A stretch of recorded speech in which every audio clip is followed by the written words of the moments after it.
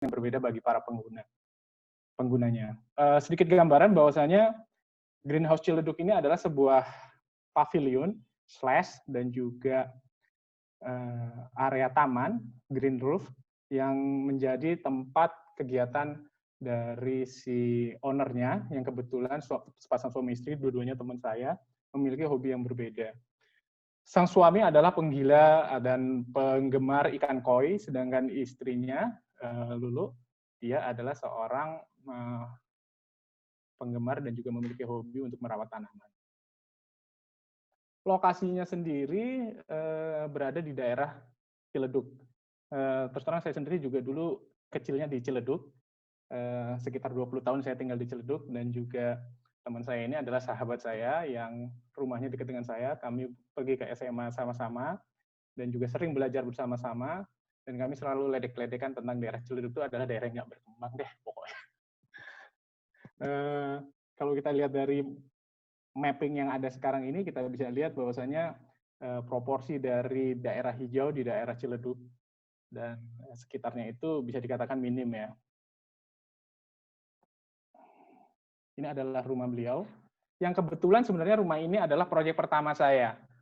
Ketika saya baru lulus dari Universitas Indonesia, sekitar tahun 2003-2004 mungkin, jadi sekitar 3 atau 4 tahun setelah saya lulus. Dan jujur saja, klien ini adalah korban pertama saya. Jadi ya orang-orang terdekat itu biasanya jadi korban pertama kita ya, yang kebetulan mungkin dia waktu itu juga baru bekerja, kebetulan juga dia mungkin punya keinginan, dan dia juga tahu kalau ada temennya yang sedikit bisa desain, yang mencoba mencari titik temu dengan budget yang berusaha untuk ditekan. Kebetulan temennya juga punya niat untuk bikin sesuatu yang mungkin lebih beda dari biasanya yang ada.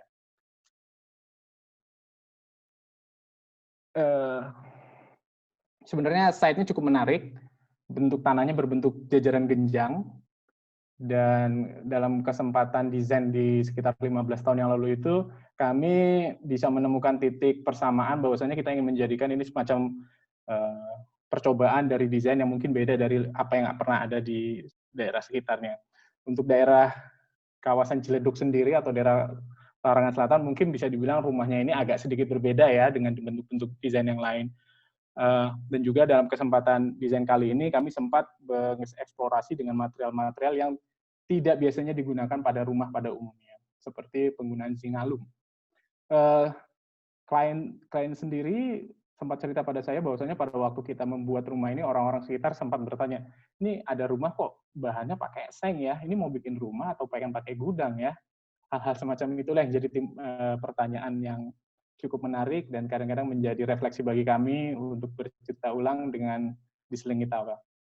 Ini adalah eksplorasi dari desain rumah itu sendiri. Sekelas saya ceritakan juga bahwasanya posisi dari proyek pavilion greenhouse ini sendiri letaknya ada di belakang rumah dari si Pak Setio ini, letaknya ada di sini. Jadi ini adalah rumah penduduk, ini adalah jalan buntu, rumah tetangga, maksud saya rumah tetangga di belakangnya yang kebetulan menjual tanahnya itu kepada Pak Setio untuk kemudian dijadikan sebagai ruang baru bagi si keluarga Pak Setio itu sendiri. Saya sudah dalam diskusi saya dengan Pak Setio mengatakan bahwasanya rumah yang ada sekarang ini sebenarnya sudah cukup, programnya sudah cukup lengkap, bisa menampung semua kegiatan yang ada, termasuk juga kegiatan untuk anak-anaknya. Jadi pada dasarnya dia tidak butuh sebuah bangunan baru untuk menambah dari kebutuhan rumah yang ada.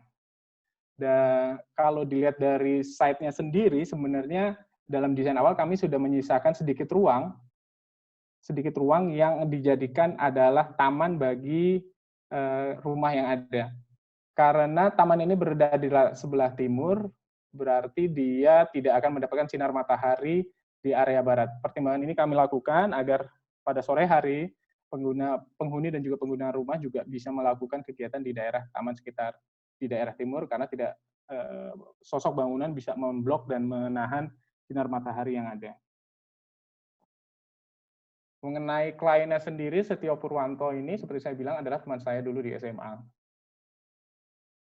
Kami sama-sama dari SMA 6, dan ini salah satu tokoh terkenal yang menjadi bintangnya SMA 6. Kami kenal baik, tapi dia kayaknya nggak kenal kami. Ini Setio Purwanto. Nah, ini geng teman saya. Orang-orang yang kurang terkenal, berusaha dekat-dekat dengan sosok yang terkenal. Kami dari Angkatan 95, dan kami lulus di tahun 2000 dari tempat dan universitas yang berbeda dan memiliki profesi yang berbeda-beda. Nah, sosok Setio Purwanto itu sendiri, dia memiliki kegemaran dari ikan koi. Saya kurang begitu mengetahui tentang perihal tentang ikan koi, tapi satu hal yang saya tangkap dalam desain ini adalah saya tertarik dengan bagaimana ikan koi itu bergerak. Sehingga dari sketsa awalnya, saya ingin mencoba mengeksplorasi bentukan dari pavilion ataupun juga bangunan ini bisa mencerminkan keluasan ataupun juga cerita tentang bagaimana movement atau gerakan dari ikan koi tersebut. Saya selalu tertarik dengan bagaimana memanfaatkan material-material yang memiliki karakter yang berbeda, tapi bisa diperlakukan sehingga mencoba melawan kodrat asalnya dalam bentuk yang lebih baru ya. Misalnya batu adalah sosok yang sangat keras dan berat. Saya selalu berusaha untuk mencoba menggunakannya sehingga dia bisa terkesan lebih ringan dan juga lebih dinamis. Program bangunan yang ada adalah lantai satunya adalah berupa open plan, pavilion yang dikelilingi oleh kolam ikannya. Kolam ikannya sendiri memiliki spesifikasi khusus dengan tingkat kedalaman dan juga lebar yang berbeda-beda, karena ini berkaitan juga dengan deras arus yang harus melewati dari si kolam tersebut, karena ini berkaitan juga dengan bagaimana habitat dari si ikan koi itu bisa menunjang hidupnya supaya lebih produktif. Ini adalah sketsa awal dan juga kita dalam bentuk renderan bagaimana nanti tampilan dari si pavilion ini akan diwujudkan.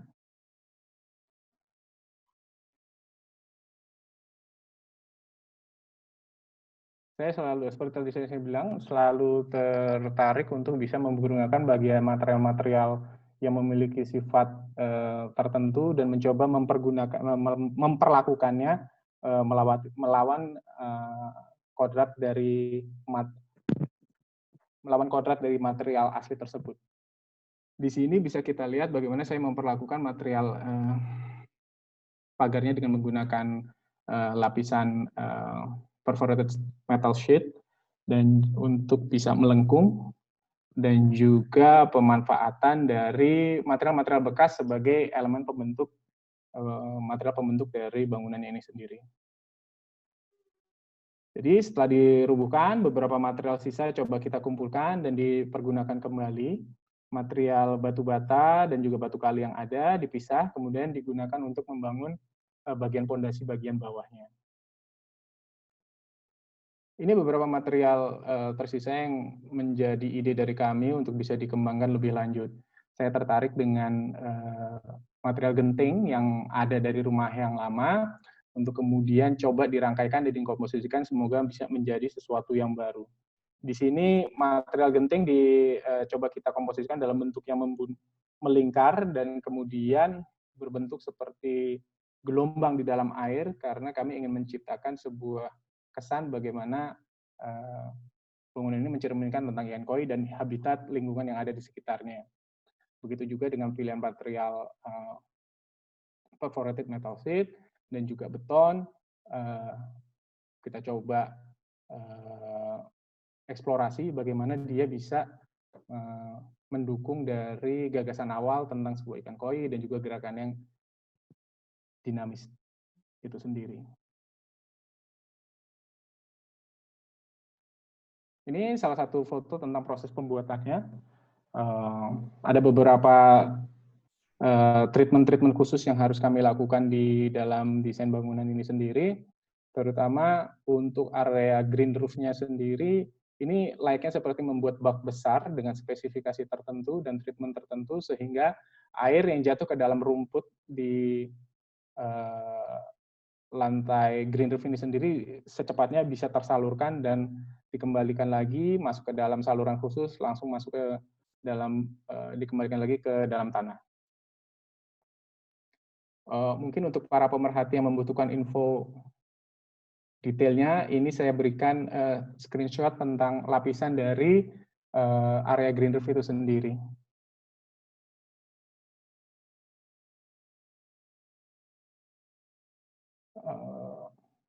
Dalam diskusi desain ini sendiri sebenarnya banyak desain yang berkembang di lapangan, dan dari Pak Setionya itu sendiri dia juga memiliki, sebenarnya saya tahu dia juga memiliki passion tentang desain, jadi dia juga suka mengulik-ngulik dan ikut campur tangan, yang terkadang dia suka membuat keputusan-keputusan di lapangan dan selalu dikonfirmasikan kepada saya. Saya selalu menikmati proses desain seperti itu karena saya sadar bahwasannya apa yang saya perbuat tak serta-merta hanya mencerminkan keinginan atau ide saya sendiri, tapi bagaimana bisa fit in dengan keinginan ataupun harapan dari si klien itu sendiri. Karena in the end kan usernya adalah dia, si klien itu. Saya berusaha membuat ada sebuah keterkaitan dia, bahwasannya gagasannya dia itu bisa menjadi masuk di dalam rancangan arsitektur yang dia inginkan. Dan tugas saya dan tugas kami sebagai arsitek adalah bagaimana bisa mengakomodir itu. Selalu ada titik temu. Perforated metal, saya akhir-akhir ini sangat tertarik dengan material ini karena material ini meskipun keras, tapi secara visual dia sebenarnya merepresentasikan sesuatu yang sangat ringan karena bentuknya yang sangat transparan. Jadi secara mudahnya saya selalu mendefinisikan desain arsitektur itu secara material hanya terdiri dari 3 ya, secara visual, solid, transparan, dan in between. Mungkin material perforated metal sheet ini bisa mewakili area antara tersebut. Kunjungan di lapangan, dan ini suasana sekitar bulan Desember akhir. Kebetulan saya meninggalkan proyek ini bulan tanggal 12 Desember karena saya harus pergi ke Melbourne, dan ini adalah posisi terakhir di sekitar bulan akhir Desember kalau tidak salah, ketika tanaman-tanaman dari landscape designer sudah masuk ke atas dan juga rumput sudah mulai ditata rapi.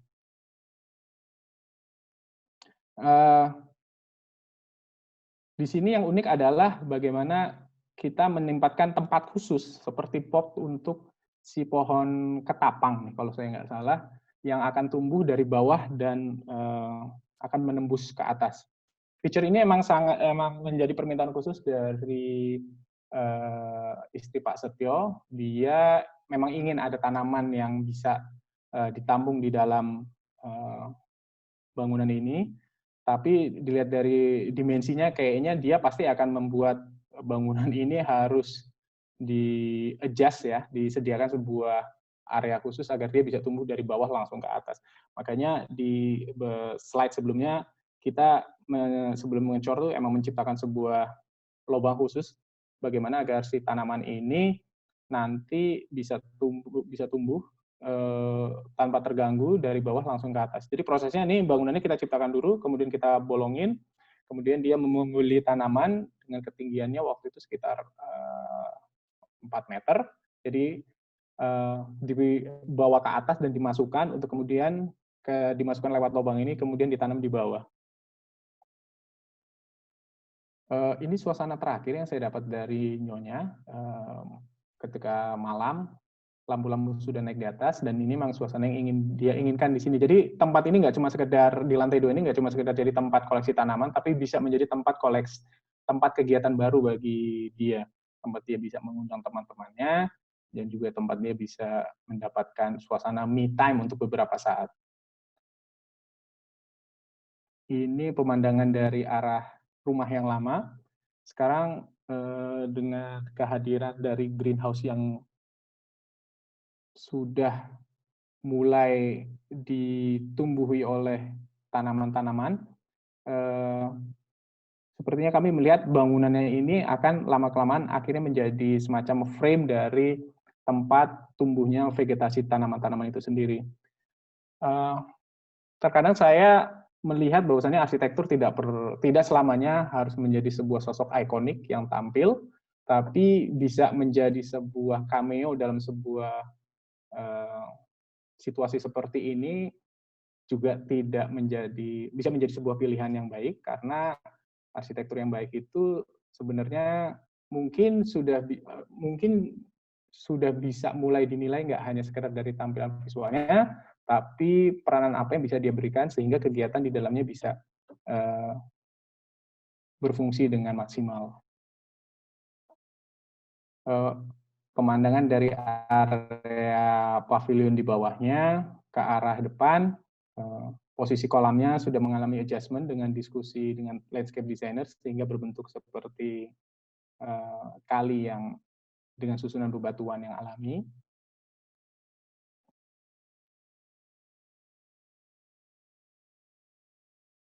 Tanaman menggantung Lee Kuan Yew yang sudah mulai menghiasi pinggiran dari area lantai 2. Dan juga aliran dari kolam ikan koi itu sendiri. Oh ya, sekedar catatan bahwasannya area kolam ini memiliki kedalaman yang berbeda karena dia memang harus diatur sedemikian rupa sehingga aliran air yang mengalir itu memiliki kecepatan tertentu. Jadi area kolam yang ada di sini itu sekitar 30 cm atau 60 cm, sedangkan yang ada di dalam sini area kolam utama itu memiliki kedalaman sekitar 1,8 meter.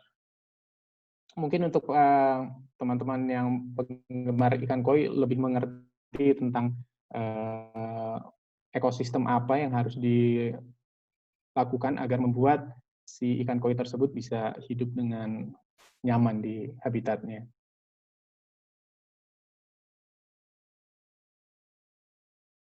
Untuk area penutupnya sendiri, kami menggunakan polikarbonat khusus yang mereknya adalah Danpalon. Dia sebenarnya adalah polikarbonat. Perbedaannya dari material Danpalon ini, secara potongan, struktur rangkanya dia memiliki struktur bentuknya seperti beehive atau sarang tawon, sehingga jauh lebih kuat, dan juga dia punya lapisannya memiliki self cleaning, dalam artian kotoran tidak terlalu melekat di atasnya, dan juga memiliki pilihan tampilan yang berbeda-beda. Ada yang clear, ada yang diffuse, dan juga ada yang bisa dipadukan juga dengan warna. Sebelumnya saya sempat bekerja sama dengan produsen material ini di proyek kami yang berbeda untuk sebuah toko material bangunan di daerah Klender. Tadinya saya juga sempat ragu karena dilihat dari volume bangunannya sendiri, keberadaan material Danpalon ini sebenarnya tidak terlalu maksimal, tidak terlalu besar, tapi kebetulan si produsennya mau aja tuh waktu ditawarin apakah dia tidak keberatan bila ini kita pergunakan sebagai material penutup dalam desain kita kali ini. Ini pandangan dari arah rumah utama. Bisa kita lihat sekarang vegetasi hijau sudah mulai menguasai lingkungan yang ada, dan keberadaan arsitektur bangunannya sedikit demi sedikit mulai perlahan menghilang. Ini suasana terakhir di area taman di atas.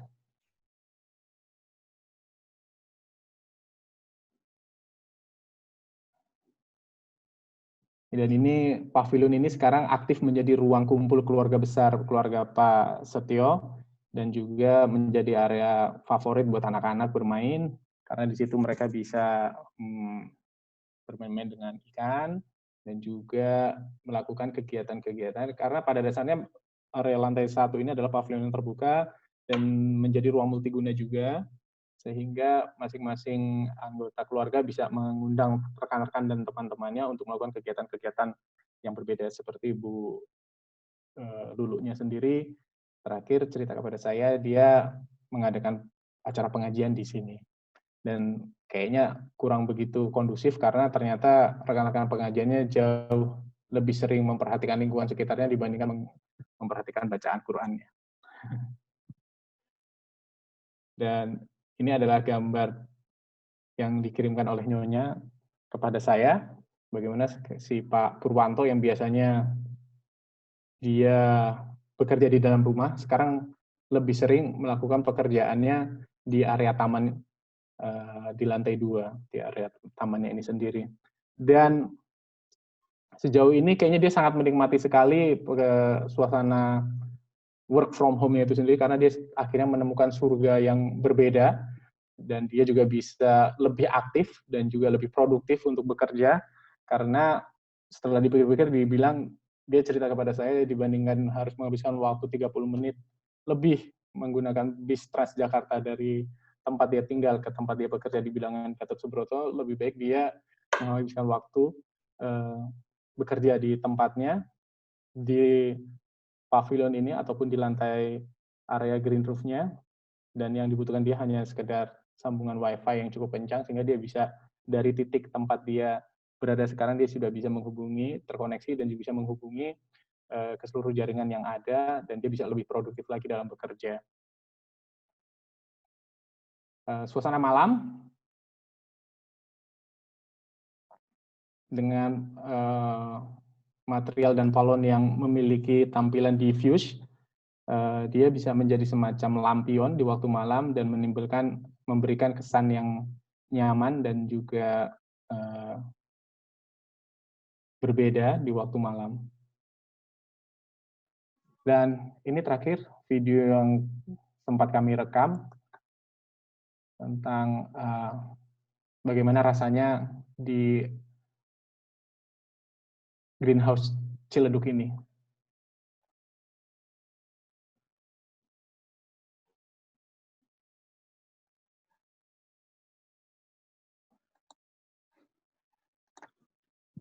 Ya, sekian dari saya. Mungkin bisa saya kembalikan kepada moderator. Oke, thank you banget Kak Pocai, Kak Cahyo atas presentasinya. Sama-sama. Sangat-sangat menarik. Ya, ini juga jadi mungkin buat saya sendiri juga jadi sebuah experience yang menarik sih ya. Bagaimana arsitektur bisa dengan baiknya di-combine atau istilahnya mungkin secara harmonis bisa bekerja sama dengan landscape designer. Ya nanti mungkin Amel bisa cerita ya. Ya tadi yang mungkin ingin saya tanyakan, nggak apa-apa ya, mungkin sebelum ke Amel, nanti pasti akan ada sesi tanya jawab lagi. Ya itu tadi lebih kepada sebetulnya arsitek, jadi kesannya memang mempersiapkan wadah ya, dari desain keseluruhan, kemudian juga wadah untuk nantinya landscape designer itu mengisi, atau di awal sudah ada kayak semacam ya kolaborasi gitu. Jadi memang di sini bagian porsinya landscape designer, di sini bagian porsinya arsitek, atau seperti apa itu kalau boleh tahu kerjasamanya dulu, Kak Cahyo? Ya, awalnya sih dari pihaknya Nyonya, si Bu Lulunya itu sendiri menginginkan agar apakah dia menanyakan kepada kami, kepada Pavilion 95, apakah memiliki pengalaman juga untuk mendesain dari si landscape-nya itu sendiri. Ya, saya terangkan kepada mereka, kepada beliau bahwasanya yang biasanya kami lakukan adalah membuat secara sederhana ya antara desain arsitektur, bangunan, dalam hal ini adalah bangunan dan juga ruang di sekitarnya. Tapi kami sejauh ini hanya menciptakan atau meng-advise dalam bentuk layout, suasana apa yang akan ada di situ. Tapi kalau secara spesifik detail tentang pilihan tanaman ataupun bentuk perkerasan apa yang akan dilakukan, terus terang kami tidak sampai sejauh ke sana, dan kami menyarankan untuk beliau untuk bisa menyewa atau meng-hire orang yang lebih profesional dan lebih mendalami tentang desain landscape tersebut. Dan mungkin pada akhirnya beliau bertemu dengan si Amel dan Studio Asa di situ. Termasuk tadi ya kayak yang apa area kolam ini juga sangat menarik sih kalau gue lihat tadi sistem pengairannya, kemudian itu dari landscape designer atau arsitek itu? Kalau dari sistem ikan koi-nya itu sendiri dari masukan dari pihaknya Pak Setio ya. Kebetulan dia juga punya rekanan kontraktor yang biasa mengerjakan itu. Sebenarnya bukan kontraktor sih, kayak semacam orang kepercayaan dia yang juga jualan ikan koi, dan dia menjadi semacam advisor tentang bagaimana sistem ikan koi yang baik itu seperti itu. Yang saya pelajari ternyata emang ikan koi itu habitatnya yang baik untuk dia adalah sebisa mungkin seperti yang lebih alami ya. Makanya bentuk kolamnya itu sendiri bentuknya kan seperti kayak kali ataupun danau alami yang ada di alam ya. Karena awalnya di desain kami seperti tadi mungkin sedikit lihat di gambar kerja kami, bentuknya kan sangat modern sekali dengan edgeless dan juga tak bertepi. Komentar pertama dari Pak Setio ketika melihat desain kami adalah, wah kalau bentuknya kayak gini ikannya bisa loncat nih bro. Dan saya juga baru tahu, oh ternyata nggak seperti itu ya. Ya diskusi-diskusi sebenarnya macam ini sebenarnya yang menjadi menarik, karena ya desain itu kan sebenarnya untuk menunjukkan sebuah desain arsitektur itu kan fungsi arsitek adalah melontarkan ide awal untuk kemudian dibenturkan dengan keinginan dari si pemberi tugas yang mungkin juga memiliki informasi khusus yang belum diketahui oleh si arsitek, dan kita mencoba mencapai irisannya agar lebih rasional dengan restriksi-restriksi yang ada. Kira-kira begitu Mas Sigit. Iya, iya. Karena memang menarik sih, kemarin sempat lihat sosial media, Instagramnya Studi Asa juga Pavilion yang khusus project ini, di mana sebetulnya rumahnya mungkin nggak bisa dibilang besar juga sih ya, misalnya mungkin sedang ya medium gitu ya, tapi saya juga dengerin soundnya ya, saya nyalakan soundnya, kemudian bisa istilahnya benar-benar membawa nuansa kayak semacam air mengalir, itu yang benar-benar totally different gitu, maksudnya itu experience yang sangat jarang gitu untuk di kota ya, karena dengan saya lihat malah jadi rumahnya jadi sebetulnya nggak terlalu mendominasi bangunannya, maksudnya bangunannya nggak terlalu mendominasi, jadi di sekeliling tuh malah jadi kayak ada sungai yang airnya itu benar-benar kayak mengalir deras gitu, itu yang sangat-sangat menarik sih sebetulnya. Experience dari audio yang atau suara yang kita dengar itu ya bisa membuat suasana yang beda aja sih. Itu sangat interesting menurut saya. Ya, saya setuju sekali dengan kalimat dari Sigit, dan satu kata yang selalu saya menjadi pemicu kreativitas saya dalam desain adalah pengalaman. Jadi arsitektur itu nggak cuma sekedar desain, arsitektur itu tidak sekedar apa yang kita lihat, tapi juga bisa kita rasakan.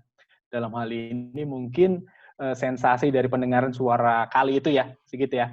Nah, makanya tadi waktu di presentasi saya coba perlihatkan dulu lokasi dari site-nya ini sendiri secara keseluruhan. Di kawasan tempat kami tinggal, daerah Ciledug itu daerah yang cukup padat dan juga kurang dari suasana penghijauan.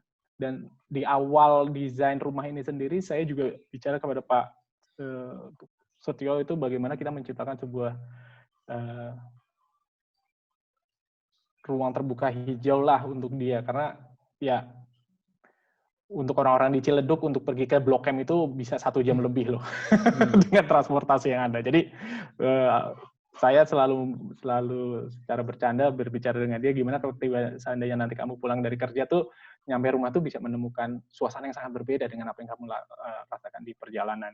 Dan kebetulan dia bisa mendapatkan kesempatan untuk memperluas bangunannya, dan dia juga memiliki hobi tentang ikan koi. Ya kita putuskan program untuk bangunan yang baru ini ya bagaimana kita bisa mendapatkan suasana lebih tersebut di dalam bangunan ini tanpa harus keluar dari rumahnya. Kira-kira begitu.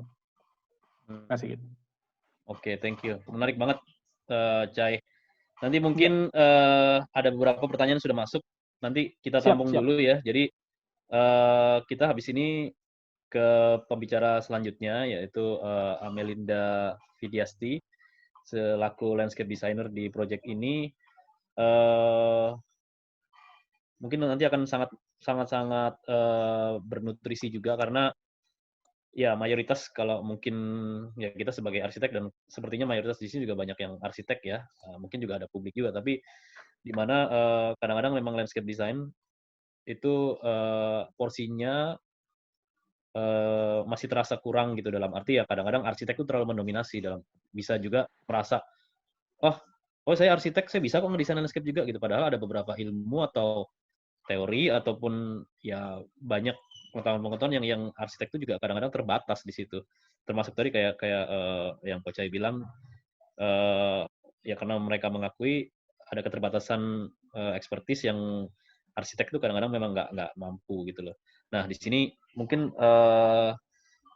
Amel bisa sharing sedikit tentang ya landscape itu sendiri. Kalau perlu juga sebanyak-banyak sih. Jadi nggak hanya project ini sendiri karena ya ini buat pengetahuan kami semua lah di sini ya. Tapi sebelumnya saya akan memberikan sedikit resume tentang Amel. Ternyata sangat muda ya. Saya baru follow ya. Maaf baru tahu sebetulnya Studio Asa. Tapi setelah saya lihat ya benar-benar amazing gitu ya dengan studio yang sepertinya baru setahun ya kayaknya. Nanti mungkin bisa dijelaskan juga Studio Asa seperti apa. Tapi proyek-proyeknya secara landscape ya sangat menarik. Dan ternyata ada juga proyek yang kolaborasi juga dengan rekan saya itu, rekan kita RDMA ya, si Nur Hadi Adikrits di proyek Bandung ya, Menjamu itu ternyata dengan RDMA juga di situ. Dan ya kalau dilihat dari sini Amel lulusan Unpar, masih sangat muda, jauh dari saya apalagi Kak Ocai tadi. Ya kalau dari pekerjaan atau job experience-nya pernah internship dengan almarhum ini ya Pak Prof. Sandi Siregar, pertuanya rekan kita juga Astrid ya, atau ayahanda dari Cali Ahmad Saladin. Kemudian pernah juga di Tantiklam Mas Lemi ternyata tahun 2016. Kemudian di Lark Studio. Nah ini mungkin banyak experience ya dari Lark Studio ya, karena memang mereka landscape design. Padahal Amel sendiri program studinya arsitektur ya, jadi bukan spesial tentang landscape ya, karena Unpar kalau memang tidak ada landscape ya di situ ya. Terus yang terakhir di Labo dengan Mas Kang Dedi ini sama Mbak Nelly ya, Labo tahun 2015 dan ternyata jadi bagian dari satu tim pemenang sayembara desain revitalisasi kawasan Monas juara 1. Nah ini mungkin sangat experience yang benar-benar berharga lah ya. Akhirnya sekarang berkiprah sendiri, mungkin dengan studionya. Sepertinya mungkin ya sangat-sangat menarik. Jadi kalau bisa, ini waktu kita juga sebenarnya masih banyak ya. Jadi santai aja, nggak usah buru-buru. Mungkin selain project ini bisa sharing yang lain-lain juga gitu ya. Oke, Amel, saya persilahkan waktunya. Silahkan kalau ada presentasi yang mau di-share, saya persilahkan untuk tempat dan waktunya.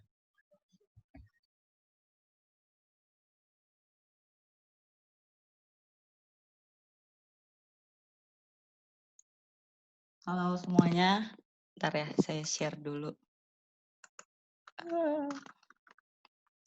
Di sini. Bentar.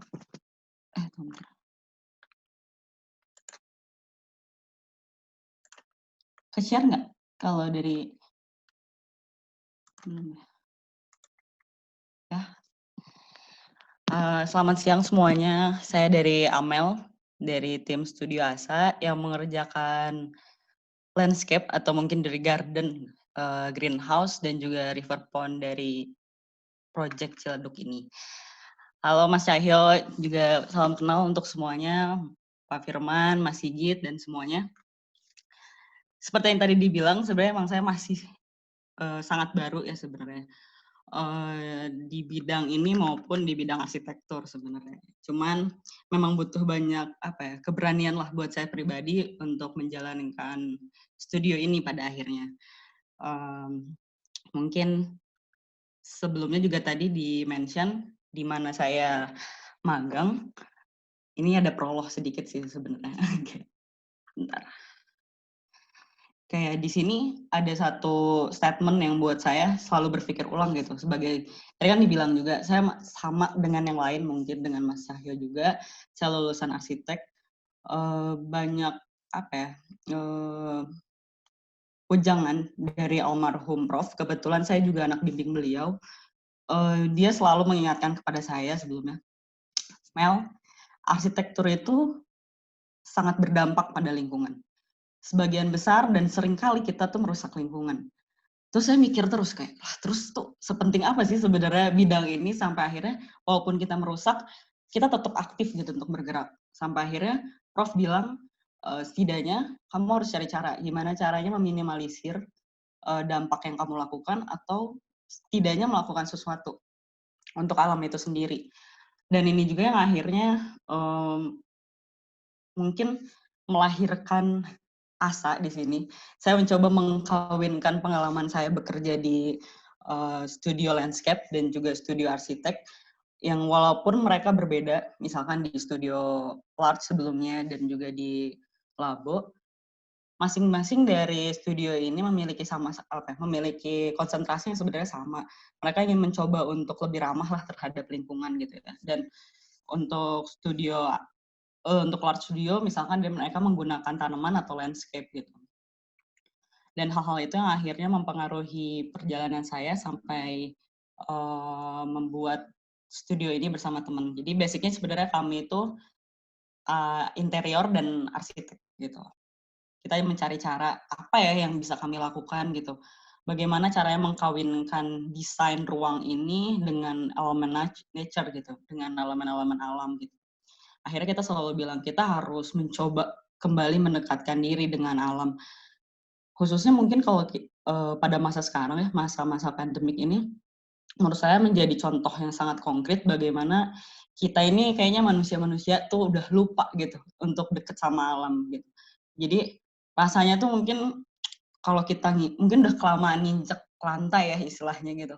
Udah kelamaan kita nginjek parket gitu ya misalkan. Ketika kita nginjek tanah tuh rasanya kita pengen cepet untuk cuci kaki gitu.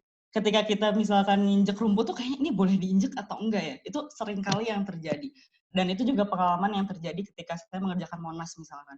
Jadi ketika ada di Monas saya keliling itu selama mungkin berhari-hari saya pengen tahu sebenarnya bagaimana sih orang-orang menikmati Monas karena seperti yang kita tahu Monas itu kan sebagai ruang terbuka hijau yang besar ya untuk di Jakarta bahkan untuk di Pulau Jawa. Tapi ternyata orang-orang kebingungan untuk menggunakannya. Simple karena ada kata-kata dilarang menginjak rumput. Itu tuh jadi satu pertanyaan buat saya, kenapa rumput nggak boleh diinjak ya gitu. Kenapa ya, ini orang-orang tuh jadinya kebawa di berbagai jenis lini ruang atau di berbagai jenis lini arsitektur lah atau bangunan yang seakan-akan rumput itu memang dilarang untuk diinjak. Padahal mungkin pendekatan ini lebih ke perawatan ya istilahnya. Ini pemerintah untuk kos perawatan Monas tuh cukup tinggi nih. Ini kalau diinjek-injek nanti cepet hancur nih kayaknya gitu. Bukan berarti kita tuh nggak boleh deket dengan alam, intinya sih kayak gitu. Akhirnya saya coba mencoba mentautkan lah intinya gitu si desain ini dengan tanaman. Nah, kenapa sih sebenarnya tanaman? Saya coba beberapa kali sih juga belajar gitu ya, baik itu dari kuliah atau misalkan juga saya banyak juga riset lah kecil-kecil sendiri secara pribadi karena waktu itu juga pengen sekolah. Jadi saya pengen cari tahu apa yang bisa kita lakukan sebagai arsitek yang lebih ramah gitu ya. Dan ternyata ada cara mudah, cara yang lebih murah dan efektif dengan kita menanam lebih banyak pohon, menyediakan ruang hijau yang lebih banyak, itu menjadi satu cara yang mendekatkan kita manusia-manusia kota gitu ya istilahnya dalam jarak yang lebih dekat dengan tanaman gitu atau dengan alam sebenarnya. Jadi di sini akhirnya Studio Asa untuk tahap ini mungkin kita berharap ke depannya kita bisa terus berkembang. Untuk tahap ini kami harap dari tanaman kita bisa melakukan sesuatu gitu. Makanya tanaman ini dipilih jadi sebagai elemen pembentuk juga dari istilahnya dari arsitektur atau kegiatan kita mendesain sebuah ruang. Nah, untuk proyek greenhouse dan river pond dari Ciledug ini, seperti yang tadi udah dijelaskan juga ya dengan sama Mas Cahyo, mungkin kami ini sebagai orang Bandung ya, terbiasa dengan hawa yang sejuk gitu ya, terus juga kita jujur shock pas pertama datang ke lingkungan Ciledug. Wah itu buat kita tuh panas banget, itu tuh kayak Jakarta aja buat kita udah panas gitu ya. Waktu itu tuh bahkan kita naik mobil gitu. Kita sampai shock, wah cukup padat. Ya seperti yang tadi diceritain cukup padat. Dan yang paling kerasa sih ya buat kita dasar orang-orang Bandung gitu ya. Ini tuh panas luar biasa sebenarnya di area luar. Sampai akhirnya, ini bener nggak nih mau bikin greenhouse di sini? kita agak ketakutan karena jenis tanaman apa ya nanti yang ada di sini gitu ya. Nantinya itu bakal mempengaruhi pilihan kami kan karena di sana gitu. Karena untuk tanaman sendiri sangat diperlukan komitmen dan bukan hanya hari itu istilahnya dipasang terus beres gitu kan. Tapi ke depannya seperti apa. Itu tuh kita panik luar biasa. Nah, sampai kita masuk ke rumah terus kita diterima di teras, itu jadi pengalaman yang akhirnya juga sangat mempengaruhi kami sebenarnya. Kenapa? Ketika kita masuk dari jalanan yang cukup padat tadi, yang suasana yang sangat panas tadi, kita masuk ke rumah, diterima di teras dengan pemandangan dari taman. Jadi tadi ada dari gambar Mas Cahyo, ada di sisi kiri. Dia itu ada teras dan juga ada taman, ada kolam koi sebenarnya yang lebih kecil lah gitu. Di situ kita shock. Oke, ternyata ini sama istilahnya tuh dalam satu kawasan yang sama, tapi bisa ngasih suasana yang sangat berbeda. Di situ kita benar-benar ngerasain lebih sejuk, lebih tenang. Mungkin juga tadi ada karena ada suara dari kolam koi yang existing sebelumnya udah ada di taman itu. Di situ kita mikir, oh ternyata itu bisa sepengaruh itu gitu. Kita pun di sana malah disadarkan juga, mungkin karena terbiasa dengan area-area yang sejuk. Terus ternyata di Jakarta pun taman itu bisa sangat berfungsi akhirnya gitu. Kita di situ benar-benar, Mbak, ini enak banget Mbak tempatnya Mbak, ini sumpah sejuk banget kok beda ya sama ruang luar. Kita tuh sampai kayak kita sendiri pun terpana gitu loh istilahnya. Well, di situ tuh kita mulai ngerasain, oke, ternyata ruang-ruang luar ini tuh dengan bantuan mungkin di situ ada kolam koi, dengan tanaman-tanaman atau taman-taman yang ada, dengan pohon-pohon yang ada, bisa benar-benar menciptakan iklim mikro mungkin yang kita sering kenal, iklim mikro untuk area itu yang sangat berbeda dari ruang luar gitu, dari ruang luar tapak. Jadi di sini kita masuk pun sebenarnya kondisi greenhouse itu sedang dibangun. Jadi sudah ada rancangan dari Mas Cahyo juga, sehingga di sana kita memang tahu, oke, di sini landscape akan mengisi dari ruang yang udah disediakan oleh Mas Cahyo gitu dan udah didesain. Nah, tapi bagaimana kami landscape bisa dapat meredefine dan diversify lah gitu. Jadi kita gimana caranya bisa mengartikulasikan ulang sebuah ruang mungkin yang sudah sebelumnya disediakan oleh Mas Cahyo dari mungkin bisa dibilang satu ruangnya kayak ruang hall gitu ya sebenarnya, satu ruang tunggal gitu. Gimana caranya tanaman itu sendiri bisa ngasih suasana yang berbeda, bisa menjadi pembentuk ruang gitu. Dan di situ jadi tantangan kami. Dan tentunya hal itu kami lakukan dengan merespon baik itu dari kebutuhan klien dan juga dari kondisi existing-nya. Jadi dari arsitektur bangunan yang sudah disediakan dan juga dari faktor alam. Itu hal-hal itu yang akhirnya mempengaruhi misalkan pemilihan tanaman kami atau jenisnya, stylenya seperti apa gitu ya. Terus tatanan penanaman seperti apa. Hal-hal itu akhirnya sangat mempengaruhi proses desain dari taman ini. Nah, untuk greenhouse Ciledug ini, kami menggunakan konsep sebenarnya tropical urban garden. Kenapa? Sebenarnya hal ini tuh banyak dikomunikasikan dengan klien. Jadi, kalau menurut kami secara pribadi gitu, untuk taman atau untuk landscape gitu, sangat diperlukan penilaian personal dari klien. Kenapa? Klien tuh harus suka. Karena di kedepannya hal ini butuh komitmen bagaimana klien itu akan mengurusnya. Jadi kami pun tim pasti melihat, jadi misalkan kira-kira, oh klien ini punya kemampuan seperti apa ya untuk perawatannya, atau setidaknya mungkin ada yang bantu nggak ya buat perawatannya. Hal-hal itu juga jadi pertimbangan kami dalam menentukan style dari desain atau jenis-jenis tanaman yang dipilih. Karena untuk kelangsungan istilahnya sih, kelangsungan tanaman itu ke depannya. Karena seringkali temen juga menghubungi misalnya, Mel, pengen tanaman dong buat di rumah, pengen kayak gimana ya misalkan gitu. Terus kita kasih tahu jenis tanamannya ini. Hal pertama yang pasti mereka tanya adalah, ini perlu disiram nggak? Jadi orang-orang udah ketakutan duluan dengan proses istilahnya perawatannya. Dan juga terkadang ada satu mungkin pemikiran mereka yang kayaknya, ada nggak sih tanaman yang nggak usah disiram? Maksudnya mereka nggak usah ribet ngurusnya atau hal-hal segala macam. Tentu kita bakal kasih pertimbangan misalkan penyesuaian untuk di ruang seperti apa, tanamannya jenis bagaimana, dengan perawatan seperti apa.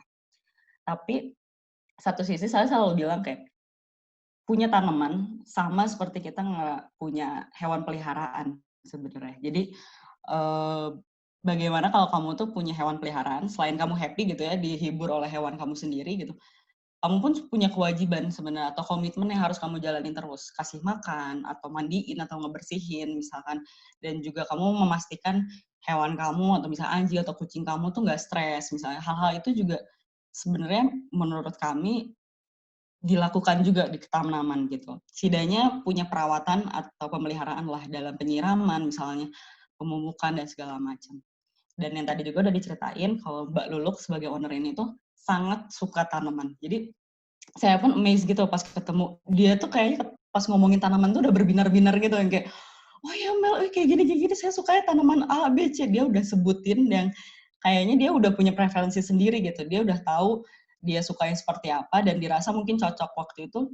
Dia ngelihat dari studi asa ini, kita tuh punya jenis tanaman yang kita suka. Ya mungkin saya secara pribadi punya tanaman-tanaman yang personal saya suka lah gitu. Saya tuh pakai tanaman itu terus deh kayaknya sering gitu ya untuk di berbagai project gitu.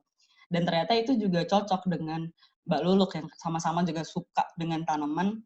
Kalau di sini tuh disebutnya evergreen plant. Jadi tanaman-tanaman hijau sepanjang tahun yang istilahnya tuh dia nggak berubah gitu. Tapi kalau mungkin kita sering dengarnya yang kayak bunga nih, tanaman bunga yang per musim, hal-hal itu tuh bakal ada treatment khusus gitu. Jadi bagaimana 1 tahun itu tetap ada bunganya. Jadi ada pemilihan tanaman bunga yang misalnya bunga ini muncul di bulan apa sampai apa, bulan ini muncul bulan apa sampai apa. Jadi perlu ada treatment segitu. Tapi kalau untuk di sini, Mbak Luluk kita sepakat kalau oke, pengennya tuh didominasi oleh tanaman hijau sebenarnya. Dan ada mungkin lebih ke saya ngasih kontras sedikit sebagai aksen gitu ya. Tanaman berbunga khas tropis, mungkin nanti kita bisa lihat di contoh gambarnya. Akhirnya kita pilih ini. Nah ini tadi udah dilihatin juga ya sama Mas Cahyo. Ya, pertama kita datang, pohon ini tuh udah ada. Tapi di sini tuh menurut saya satu hal yang jadi apa ya? Jadi semacam bukti lah ya istilahnya. Bagaimana arsitektur ini tuh bisa bertautan dengan tanaman sebenarnya. Jadi ketika kita mendesain suatu greenhouse misalkan di sini atau area-area yang memang ingin ditanamkan suatu tanaman, ada satu persiapan khusus. Mungkin kalau tadi Mas Yosyo udah bilang ada satu lubang, terus atapnya udah dibuka gitu ya. Itu jadi kita ngelihat, oke di sini memang ada komitmen sih dari pihak arsitek gitu ya, maksudnya ada kesadaran gitu. Pas kita lihat pun, karena seringkali dari mulai kedalaman tanah, atau misalnya kesiapan dari green roof-nya sendiri, beberapa project, ada yang kurang siap. Kurang siap tuh dalam artian karena mengejar looks tertentu. Jadi misalnya, kalau untuk greenhouse, plat kan memang tergantung tanaman yang akan ditanam sebenarnya. Cuman karena di sini akan ada tanaman-tanaman tinggi, ada minimal yang diperlukan untuk sebagai penampang tanah. Nah, seringkali nih ada kontradiksi dengan arsitek kita. Walaupun saya juga arsitek, jadi sedikit mengerti lah gitu sebenarnya. Mereka kan tuh sering pengen ada looks yang tipis gitu. Jadi kadang-kadang pengen si platnya tuh kelihatan tetap tipis, nggak mau kelihatan tebel, nggak mau kelihatan berat.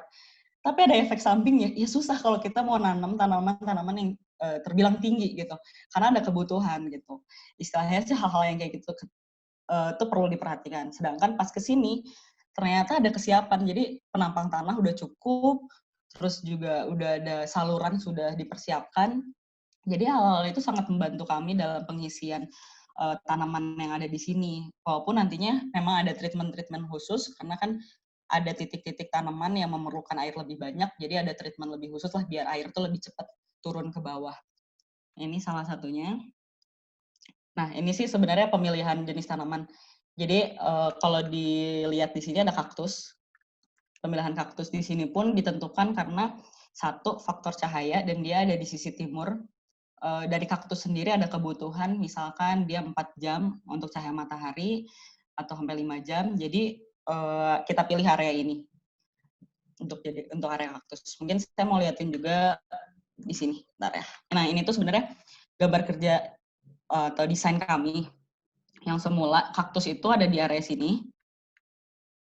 Terus kita coba bagi jadi ada area kumpul istilahnya di sini dengan dilingkup oleh tanaman-tanaman yang cukup padat ya sebenarnya dan berdaun lebar karena kami ingin memberikan suasana sedikit ke private gitu. Jadi seperti kita tuh masuk ke ruangan yang baru gitu dan nggak sadar ruang luarnya itu kayak gimana. Intinya sih kita pengen memberikan suasana yang agak-agak surprise lah gitu. Jadi kita tutup di sini dengan tanaman-tanaman yang lebih padat. Di sini ada area seating. Di sini kita sediakan area-area working table. Makanya sebenarnya belum selesai banget sih sebenarnya kalau dilihat tadi, karena ada beberapa furniture yang belum masuk, rak-rak ya khususnya. Saya pengen menyediakan area untuk pot-pot tanaman koleksi dari owner, karena kalau kita lihat di rumah sebelumnya itu udah banyak banget pot-pot dengan tanaman-tanaman yang unik gitu. Jadi saya pengen nyediain ruang itu di greenhouse ini. Jadi nggak hanya tanaman-tanaman yang udah fix, tapi juga tanaman-tanaman yang nantinya bisa di rolling gitu, bisa ditukar. Kalau udah bosen bisa ditaruh di luar, atau misalkan kita kasih taruh yang baru, intinya sih kayak gitu. Jadi pengennya memang ini lebih aktif dan bisa digunakan oleh klien tuh, dia sebagai pengoleksi tanaman tuh bisa terus bergerak lah sebenarnya. Kembali lagi ya di sini. Nah ini juga tadi udah diliatin. Ini tuh view dari kamar anak di lantai 2 sebenarnya. Dan ini juga yang sebenarnya jadi pertimbangan kita kayak, oke, di sini tuh atap dibuka, kita pengen ngasih tanaman yang istilahnya ngebloom gitu ya, daun-daun lebar keluar.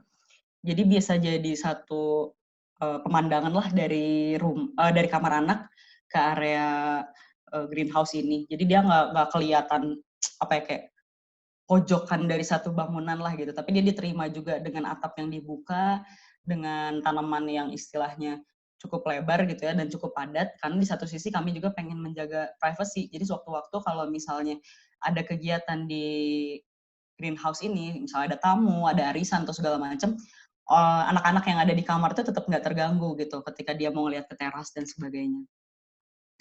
Dan ini juga sebenarnya ini kan kalau dilihat ada Likuan ya, dia tuh sampai keluar ke dari apa perforated metalnya. Awalnya tuh kan kita tuh mikir, wah ini gimana nih sampai keluar gitu ya, kayak biasa, karena kita tuh awalnya masukin itu di sela-sela bawah. Tapi ternyata berjalan dengan waktu kayak, Mbak, ini bagus juga nggak sih? Mbak oke nggak? Nggak apa-apa nggak kalau kayak gini?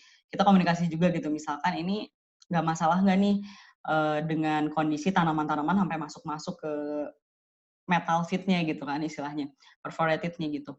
Karena menurut kami ini jadi satu apa ya, gambaran di bagaimana si arsitektur dan tanaman ini tuh benar-benar bisa apa ya, nyatu gitu, dan akhirnya tuh kayak jadi satu kesatuan.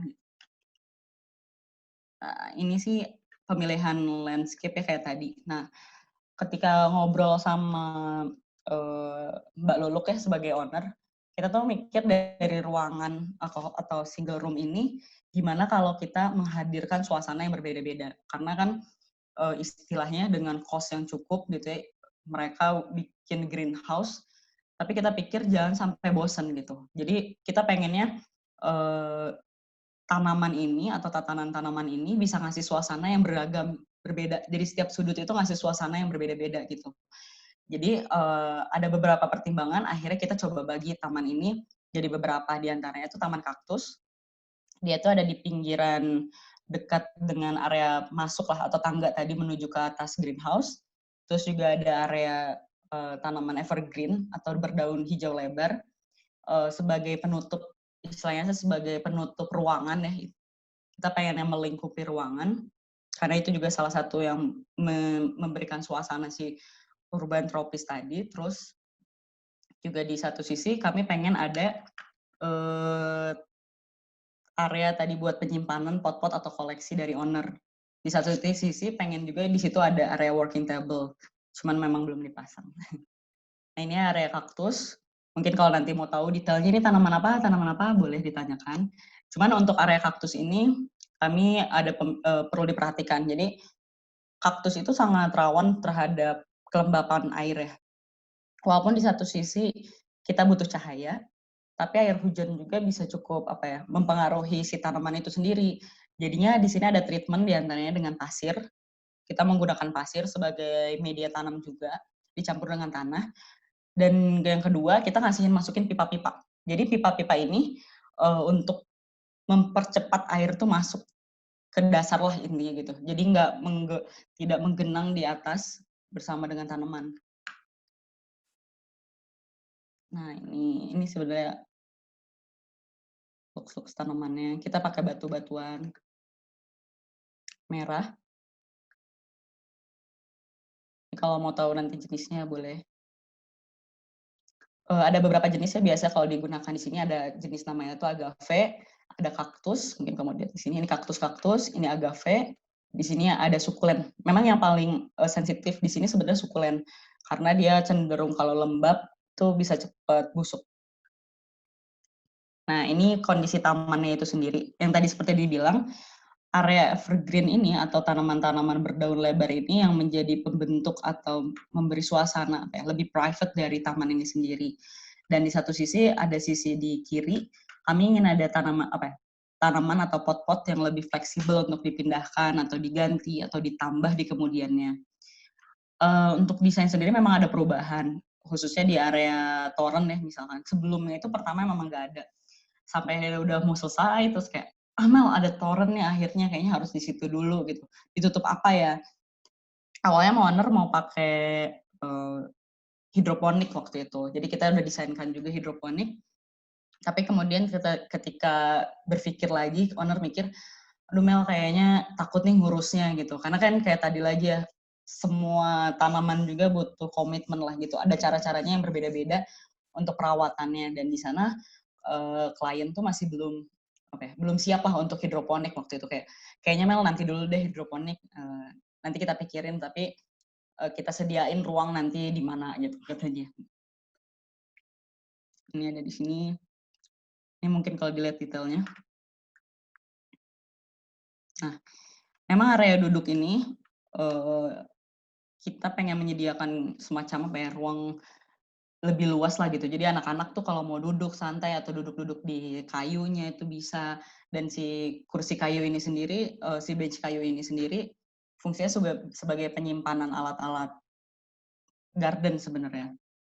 Dan untuk taman sendiri, kalau untuk landscape kita bisa mengenal ada sistem layering, di mana ada tanaman tinggi, misalkan gitu, ada tanaman rendah, dan ada semak.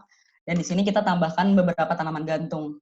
Yang juga satu lagi tanaman gantung ini punya tingkat kesulitan sebenarnya. Tapi ngobrol dengan klien, mereka setuju dan juga suka. Akhirnya kita juga tanamkan, tapi satu sisi kita butuh treatment khusus, diantaranya itu ada mist. Jadi ada penyiraman otomatis yang langsung ke tanaman-tanaman gantung ini.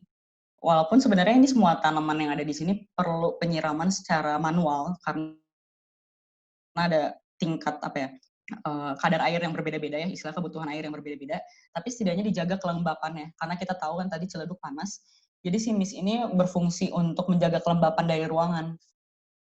Khususnya kita ada mist-mist yang nyemprot langsung ke tanaman-tanaman gantung. Nah, ini juga ada satu kesenangan waktu ini sudah dibuat. Biasanya tuh jujur saya tuh biasa panik ketika taman udah dibuat tuh deg-degan sampai 3 bulan ke depan. Rasanya resah karena saya harus tahu nih tanaman hidup nggak nih, tanaman bisa bertahan nggak ya di tempat ini. Karena pengen saya ingetin lagi, landscape itu walaupun kita bermain dengan hal-hal yang berbau natural, tapi di sini tuh istilahnya tatanan buatan, jadi tidak sepenuhnya natural kan. Sehingga butuh penanganan secara khusus, kayak tadi misalnya penyiraman secara rutin, sehingga tanaman bisa terus lembab, tanah bisa lembab, hal-hal itu tuh harus diperhatikan.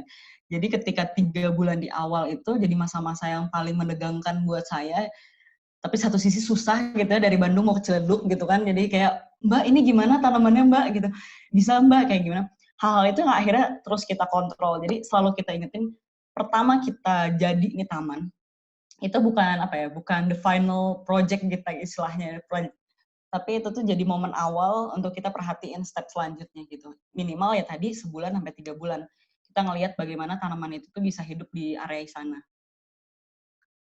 Nih, ini pertempuran batin lah pokoknya. Nah, di sini mungkin dilihat ya ada tanaman-tanaman gantung. Di sini juga. Sebenarnya untuk permainan tanamannya sendiri detailnya seperti apa nanti juga bisa ditanyakan. Sejauh ini kita lebih banyak menggunakan tanaman berdaun lebar seperti ini. Terus juga kita mainin ada pohon mati gitu, dia udah kayak driftwood disebutnya. Jadi sekedar sebagai aksen sebenarnya buat nempelin tanaman-tanaman gantung. Kalau di sini kelihatan nggak ya? Ini nih. Terlalu jelas ya. Nanti aku kasih lihat videonya ya. Nah, terus ke kolam. River Pond ini sebenarnya muncul setelah desain taman atau greenhouse itu beres. Jadi Mbak langsung ngomong, Mbak Lulu ngomong sebagai owner, Mel kayaknya nih suami benar-benar pengen punya kolam yang istilahnya tuh looks-nya natural gitu. Pengen kayak sungai di kampung halaman saya di Malang. Saya sampai bingung gitu, sungai yang kayak gimana ya yang dimaksud gitu ya istilahnya. Sampai kita beberapa kali di-share juga sebagai referensi.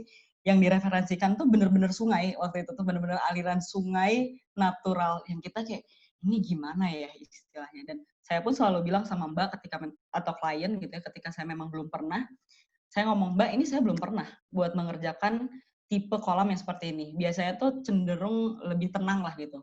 Bebatuan pun lebih sebagai dekorasi di pinggiran. Jadi nggak benar-benar bergerak, susunan trap yang dia terus mengalir, benar-benar kayak sungai. Jadi waktu itu saya tuh kayak, gimana ya Mbak, saya sebenarnya belum pernah, kira-kira Mbak, tapi saya mau dikasih kepercayaan itu dan saya mau belajar dulu gitu. Mau saya coba research dulu seperti apa sistemnya, dan bagaimana cara kerjanya yang paling efektif lah gitu. Dan di situ pun banyak komunikasi dengan owner gitu. Terutama kan pihak suami sangat tahu tentang koi ya. Di situ tuh jadi satu hal yang paling buat saya berdebar gitu ya. Muara sungai ini, muara river pond ini tuh akan di kolam koi gitu. Jadi kan seperti yang kita tahu ya tadi, kolam koi itu punya banyak ketentuan. Sebenarnya saya sempat sih mempelajari sedikit gitu ya kolam koi seperti apa. Tapi untuk koi-koi kecil gitu seringkali gitu ya untuk klien-klien sebelumnya. Baru kali ini saya ketemu koi 80 cm gitu ya, sampai 60 cm yang saya pun jadinya deg-degan gitu. Oh ini kalau koinya kenapa bahaya nih. Karena koi itu cenderung sangat sensitif. Jadi mungkin terbiasa di lingkungan yang sangat bersih. Koi kan seperti kita tahu dia tuh khas dari Jepang ya. Jadi kadar pH itu sangat harus tepat. Dia tidak bisa naik dan turun. Bahkan untuk lumut atau hal-hal sebagai itu tuh menjadi pertimbangan yang harus diperhatikan ketika membuat kolam koi. Sampai akhirnya saya pun konsultasi dengan beberapa orang yang sudah pernah mengerjakan kolam koi gitu ya. Terus juga ada dari owner sendiri udah punya konsultan ya yang tadi yang sering dijadikan advisor gitu. Kolam koi itu baiknya kayak gimana, saya pun ikut nanya gitu.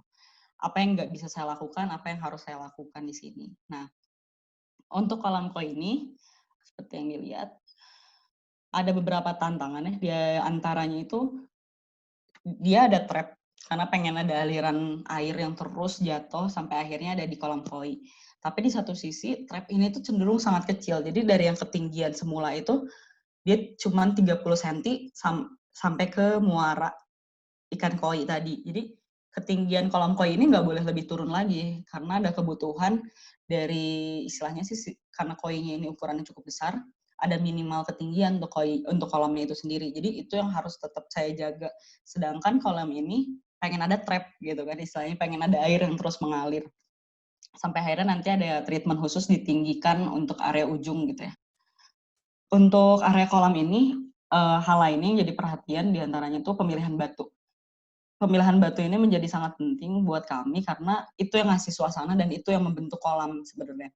Jadi biasanya kalau kita beli batu buat taman memang sedikit-sedikit, jadi paling juga 10 atau nggak terlalu banyak lah istilahnya gitu ya. Dan pemilihannya lebih mudah. Sedangkan kalau ini kita tuh butuh sampai 3 truk batu yang dipilih satu-satu.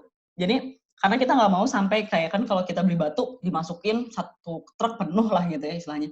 Karena di sini kita ada tujuan tersendiri ya untuk memberikan looks atau suasana seperti sungai yang natural.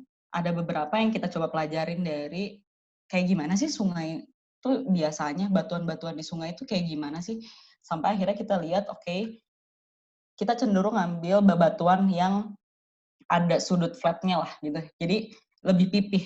Jadi ada sudut-sudut, dia nggak membulat gitu, tapi dia pipih. Karena ujung-ujung ini yang akhirnya mungkin bisa dipakai diinjak, didudukin, istilahnya sih kayak gitu. Dan kita mix warna dari mulai batu yang warna coklat, dia ada yang abu, hitam, sampai bebatuan kecil, kerikil. Jadi kita coba benar-benar pemilihan batu itu menjadi poin yang cukup lama dilakukan karena waktu itu kita sampai jalan-jalan ke sungai buat ngeliatin ini batunya yang kayak gimana ya waktu itu gitu. Karena tuh owner udah punya apa ya visual dia gitu, imajinasi dia gitu akan sungai yang natural yang dia mau tuh seperti apa. Dan kita pun karena udah dikasih kepercayaan kita pengen bener-bener ngejar visual itu gitu. Akhirnya bebatuan ini pun kita pilih. Memang pada proyek kolam itu lama untuk pemilihan batu karena ya itu tadi kita harus satu-satu nyari bentuk-bentuk batu. Nah ini nggak terlalu kelihatan kan, jadi cenderung terkesan flat karena memang tadi ada kebutuhan ketinggian dari kolam yang terbatas. Jadi si trapnya itu cenderung kecil-kecil.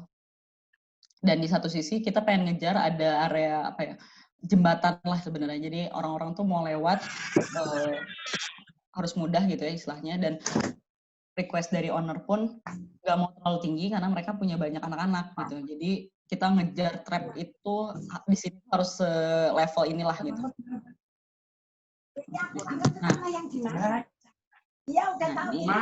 Sedangkan di sisi ini akhirnya kita kejar dengan ketinggian 1 meter sampai 1,2 meter biar air tuh bisa jatuh sebenarnya. Jadi biar kedorong dia sampai bawah juga dibantu oleh pompa sih sebenarnya. Nah, untuk tanaman pada kolam ini sendiri sebenarnya bukan tanaman final karena awalnya itu mau kita sekaligus kerjakan pada area yang lain, tapi karena keburu PSBB gitu ya, jadinya ya udah pakai tanaman yang ada dulu di rumah owner tuh kan banyak banget tuh, kita isi-isi dulu sih. Jadi sebelumnya pun saya udah ngasih ruang bak tanaman gitu ya. Itu rencananya saya pengen kasih pohon, seperti itu. Mama nggak mau ngerti. Nih baca di mana?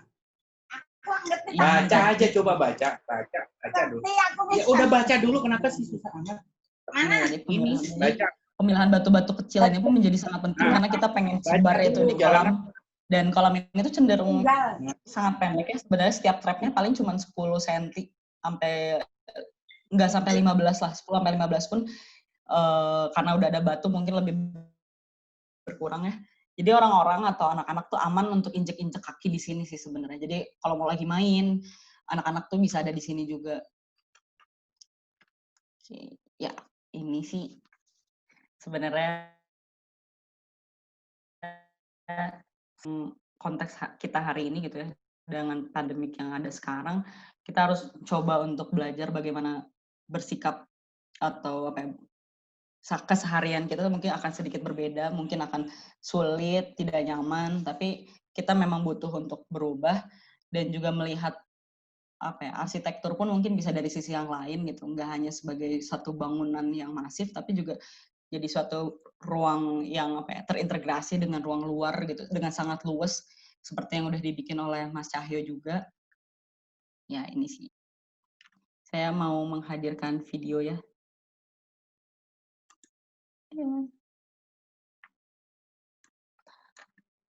Kelihatan videonya.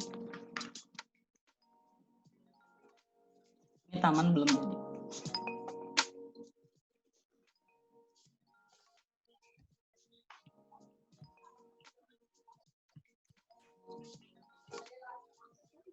Amel, videonya belum kelihatan. Belum? Oke, belum. Bentar. Mungkin perlu di stop screen, share screen di apa? Dialog yang beda.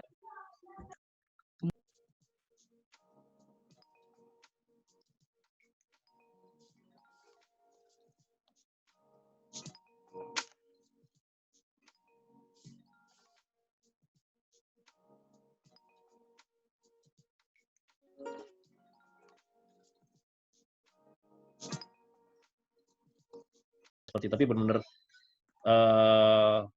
yang tadi juga Amel bilang ya, bisa jadi menabrakkan sisi desain yang cenderung modern atau minimalis tadi gitu.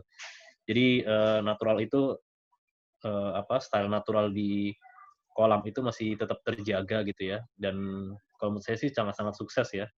Dan tadi benar experience tadi sih yang mungkin bisa membawa suasana yang beda gitu dengan adanya suara, kemudian air yang mengalir, dan juga pastinya dengan banyak tumbuhan di sini. Ya, nanti mungkin sebelum saya lempar atau saya bacakan ke saya bacakan beberapa pertanyaan yang ada di chat ini dari audiens ya. Saya mau bertanyakan sedikit nih ya tentang sistem, mungkin tadi sempat dijelaskan sedikit, tapi kalau bisa lebih detail penjelasannya tentang sistem pengairannya itu sendiri.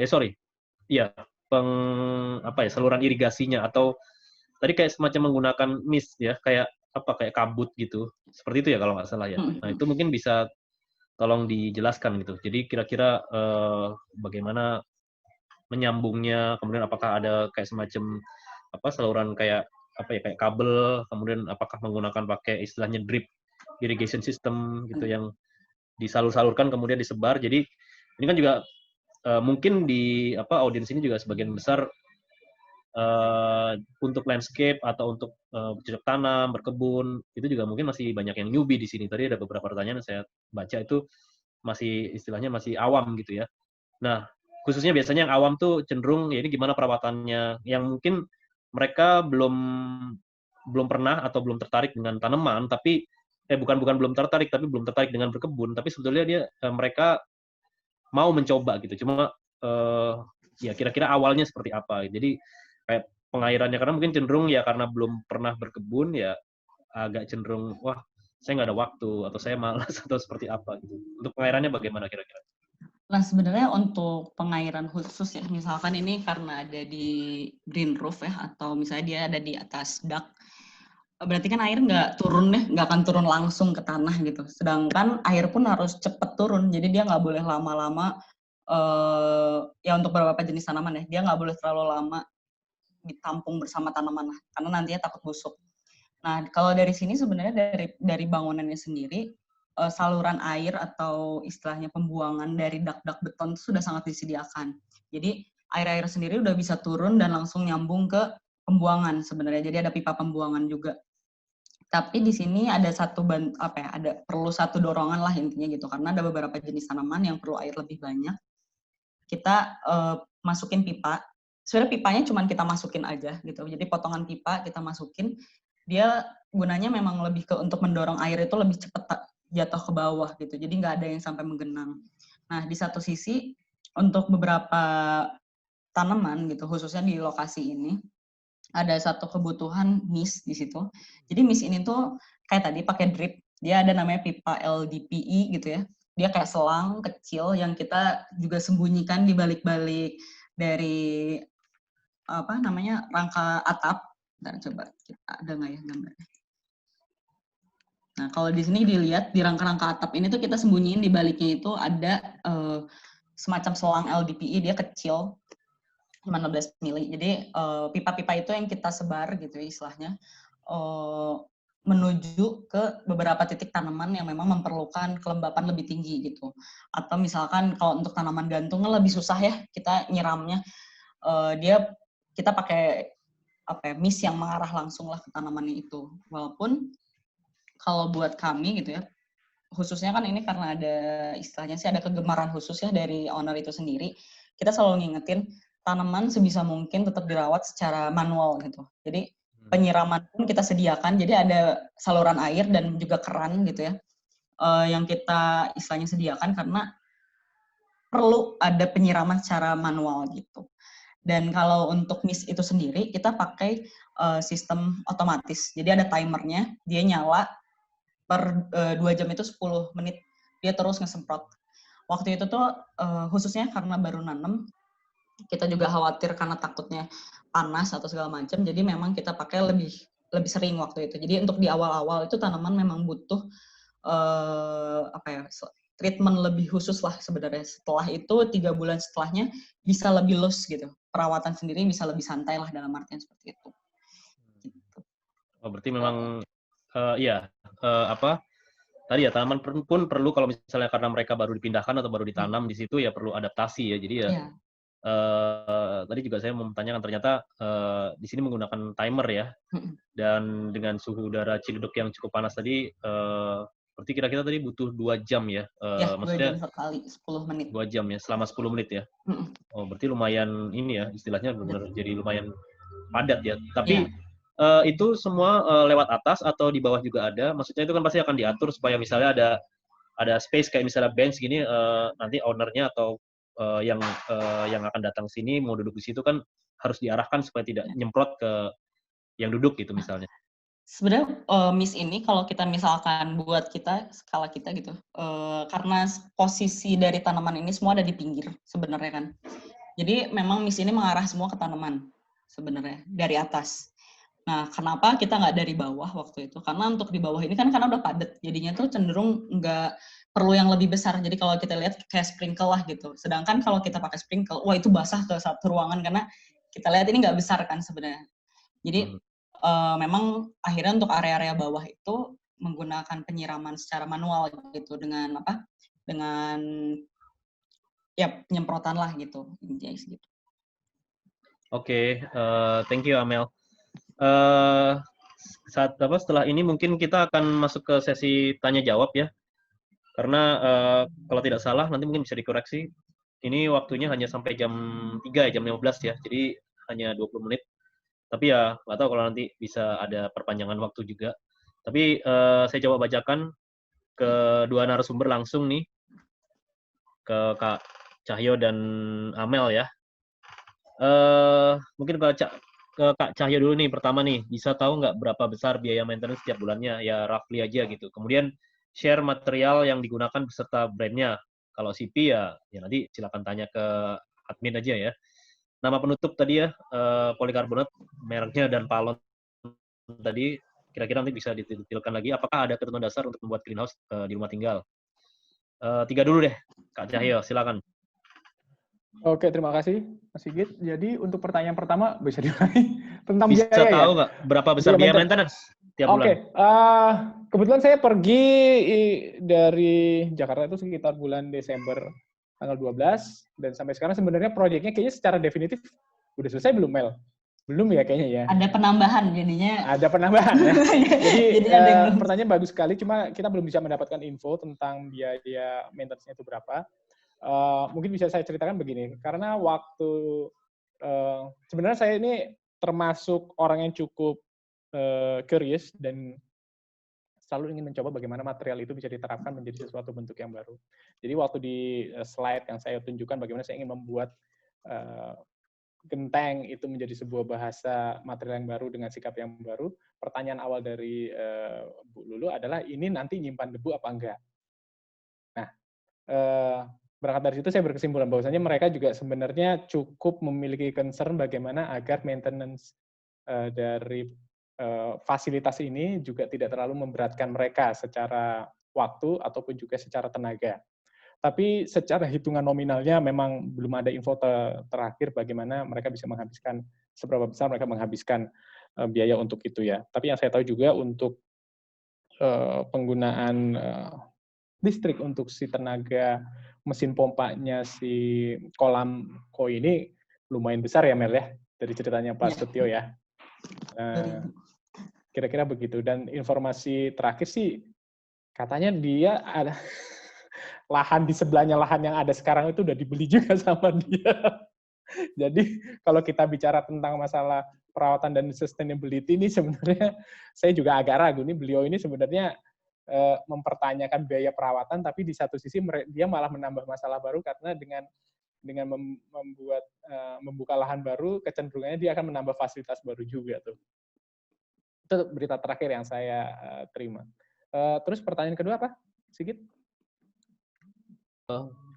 Share material yang digunakan beserta brandnya tadi ya. Terus termasuk apa nama atap penutup greenhouse tadi. Ada ketentuan dasar nggak untuk membuat greenhouse di rumah tinggal? Itu dulu deh. Kalau ketentuan dasar sepertinya sih secara general tidak ada ya. Untuk material-material yang dipergunakan, pada awalnya saya selalu berprinsip menggunakan material sesederhana mungkin dan semudah mungkin untuk didapat. Karena menjadi tantangan yang cukup menarik bagi kami sebagai desainer untuk bisa menggali karakter lebih dari material ini, menggali potensi apa yang bisa dilakukannya, mungkin dengan treatment tertentu dalam bentuk komposisi, sehingga bisa menjadi sesuatu yang baru dan memiliki nilai lebih bagi si klien ataupun si owner-nya sendiri.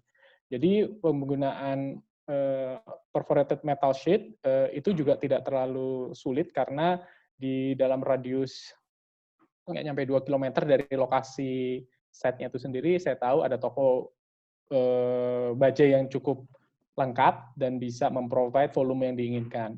Dan juga kita memanfaatkan material-material. Dari awal saya selalu menjelaskan kepada si klien untuk kita sebisa mungkin menggunakan material yang ada, material bekas, dan untuk menciptakan sebuah citra tertentu. Karena saya yakin bahwasanya bangunan ini kan kita secara keseluruhan akan memiliki komposisi rumah utama, ada taman, dan juga bangunan tambahan ini. Saya ingin menciptakan bangunan ini seolah-olah sudah ada lama sebelumnya. Karena saya yakin bahwasanya yang akan menjadi primadona dalam suasana arsitektur yang baru ini adalah si tanamannya itu sendiri. Jadi keberadaan si bangunan pavilion ataupun greenhouse-nya ini sendiri saya coba tempatkan dalam posisi yang lebih sekunder ataupun malah tersier. Dan saya percaya kayaknya sejauh ini sih lumayan berhasil ya, Mel ya, kayaknya Mel ya. Jadi bangunannya emang sengaja menghilang quote unquote, dan tampilan dari tanamannya benar-benar bisa menghiasi keberadaan suasana yang baru. Karena jujur aja deh, saya ini sebagai 20 tahun tinggal di daerah Ciledug, kalau bisa tinggal di sekitarnya tuh hijau semua, itu benar-benar kebahagiaan yang luar biasa loh. Ya, terus yang ketiga apa, Git? Tadi nama penutupnya sudah dan balon disebut ya. juga Ya dan sebenarnya balon, bisa pakai polikarbonat dan sebagainya. Cuma sekali lagi kelebihan dari material dan balon ini karena dia memiliki lapisan khusus di mana debu itu tidak tumpul, tidak menempel, sehingga secara treatment akan lebih mudah dan lebih saya belum mendapatkan hitungan resminya apakah lebih murah atau tidak. Tapi yang pasti dari pengalaman saya menggunakan material polikarbonat yang lain, terutama dari twin wall, itu masalahnya adalah biasanya ada kotoran yang masuk ke dalam sela-selanya ya, ke dalam rongganya ya. Itu masalah sendiri tuh. Nah, di material dalam balon ini sampai sejauh ini kita tidak mendapatkan hal tersebut. Itu secara teknis. Dari secara penampilan yang membuat saya menggemari material ini karena dia memiliki pilihan tampilan yang berbeda yang tidak didapat dari material polikarbonat yang lain. Dia bisa tampil seperti es, dia bisa tampil diffuse yang menciptakan sensasi yang berbeda-beda, dan dari kami sendiri dari Pavilion 95 karena kami juga memiliki satu lini desain, lighting design, itu menjadi main concern kita juga karena kami selalu menganggap arsitektur itu seharusnya 24 jam. Dia tidak hanya tampil di siang hari, tapi di malam hari juga bisa memiliki peranan dan juga mungkin tampilan yang berbeda. Karena menurut kami, desain dan arsitektur itu sebenarnya adalah semacam bahasa komunikasi kita untuk bercerita. Cerita inilah yang timbul menjadi sebuah suasana yang dirasakan oleh si klien kami sendiri atau pengguna dari desain bangunan ini sendiri. Ada lagi? Terakhir nih, Jay, terakhir. Bagaimana untuk jalur sirkulasi pembuangan air dari atap? Apakah jatuh bebas? Karena di situ nggak kelihatan talang di situ. Ya, untuk talangnya sendiri sebenarnya di awal kami memasang talangnya di kedua sisi dengan pertimbangan bahwasanya air itu seharusnya bisa disalurkan sedemikian rupa dan si talangnya itu bisa menghilang menjadi struktur. Tapi setelah kita pelajari dan diskusikan lebih lanjut, karena kekhawatiran dari Pak Setio adalah sebenarnya adalah debu pertama di musim hujan. Hujan pertama di musim hujan. Karena di hari pertama hujan turun itu biasanya akan membawa debu dari musim sebelumnya. Itu yang sangat dikhawatirkan dia. Dia tidak masalah dengan adanya air cipratan ataupun juga tampias sebenarnya. Tapi setelah dipikir-pikir lagi, masalah terbesar tentang si debu pertama, debu yang jatuh di hari hujan pertama itu sebenarnya juga tidak terlalu mengganggu ke habitat dari si ikan koi itu tersebut. Jadi ya kami putuskan untuk menghilangkan talang yang ada di area depan yang menghadap kolam, jadi dia bisa jatuh bebas langsung ke arah kolam. Sedangkan area belakangnya, karena berbatasan dengan rumah penduduk, kita sediakan talang. Dan talang itu kita tanam, kita sembunyikan di dalam dinding batu bata yang ada di lantai bawah. Jadi dia sengaja dikembalikan ke dalam tanah melalui dinding yang tersembunyi di balik dinding tersebut. Dikembalikan lewat pipa saluran vertikal yang tersembunyi di balik dinding batu bata itu sendiri. Kira-kira begitu. Oke, thank you. Nanti mungkin kalau ada pertanyaan ke Pocai lagi ya. Oh ya, itu mungkin juga sekaligus Hmm. menjawab, kalau nggak salah saya tadi ada pertanyaan terakhir mengenai masalah sustainability dan ini ya,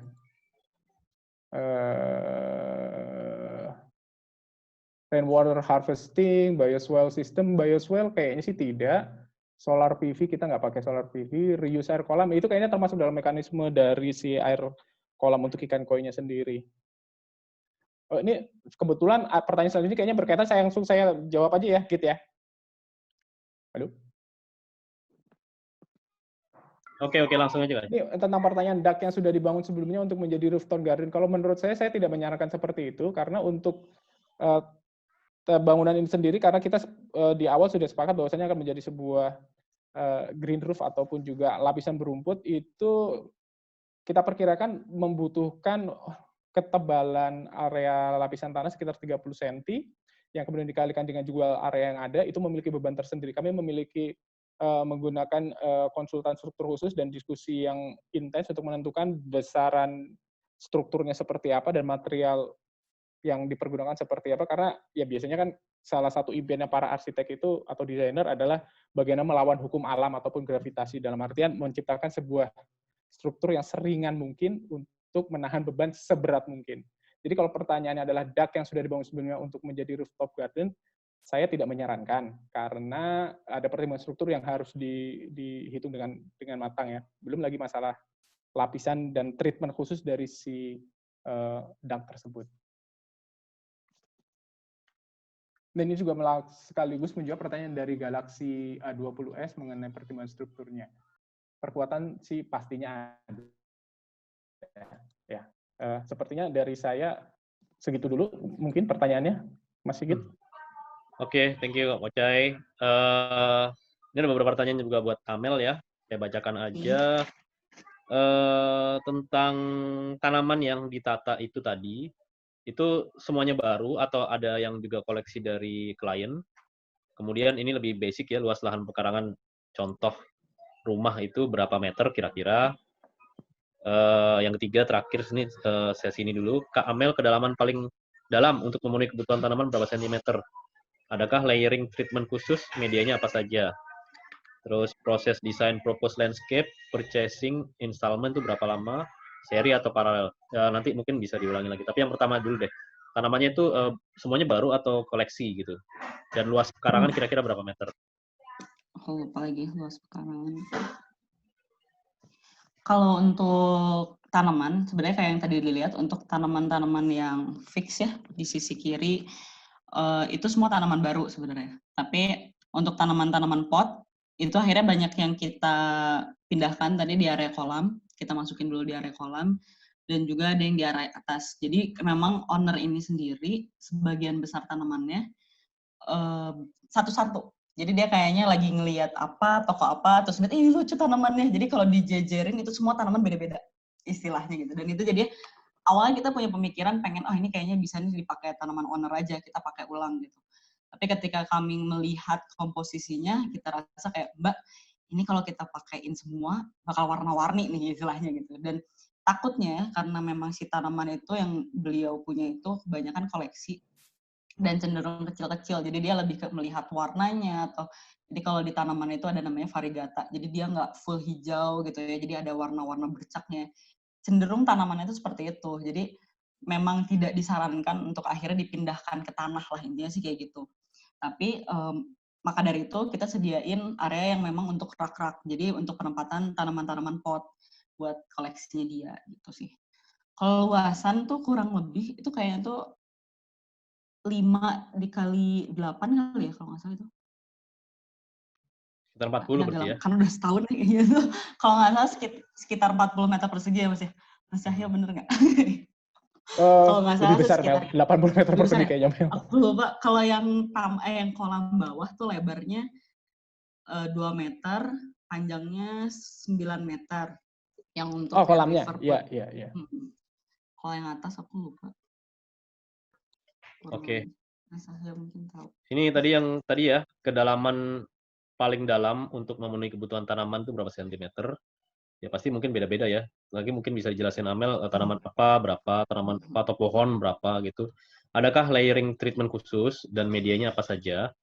Kemudian proses desain propose landscape, purchasing, dan installment berapa lama? Berjalan dengan seri atau paralel? Gitu dulu deh. Nah, kalau untuk kedalaman, itu yang selalu sebenarnya sih selalu ingin saya sampaikan juga nih sama teman-teman yang misalkan mau bikin greenhouse atau dia pengen ada rooftop di rumahnya gitu. Untuk tanaman-tanaman seperti rumput misalkan dia butuh tanah kurang lebih 15 cm. Jadi kita memang main rumput minimal 15 cm itu nggak cukup. Jadi tetap ada, kalau misalnya pakai dak itu kita ada geotekstil, ada istilahnya ada lapisan-lapisan yang memang harus tetap digunakan. Karena fungsi geotekstil ini itu sebagai pemisah antara tanah dengan lapisan penempatan si tanah itu sendiri atau tanaman itu sendiri. Jadi memisahkan antara konkret gitu ya, misalnya lapisan konkret dengan lapisan tanah. Karena khawatirnya nanti itu dari tanah ini kan akan tumbuh tanamannya atau gulma misalnya kayak gitu. Jadi dia tidak nempel atau tidak melumut di area si konkretnya gitu. Makanya geotekstil ini sangat harus dipertimbangkan juga. Jadi ada ketebalan kurang lebih penambahan untuk area lapisan itu bisa 10 cm. Jadi ditambah dengan 15 cm tanah mungkin sekitar 25 cm. Itu untuk rumput misalkan. Dan untuk tanaman-tanaman semak atau bush kita sebutnya, yang mungkin ketinggiannya sekitar 30 cm, itu perlu 30 cm kedalaman tanahnya. Jadi kita biasanya ada penyesuaian kalau misalkan kondisi sekarang ini semakin tinggi kan berarti semakin dalam ya.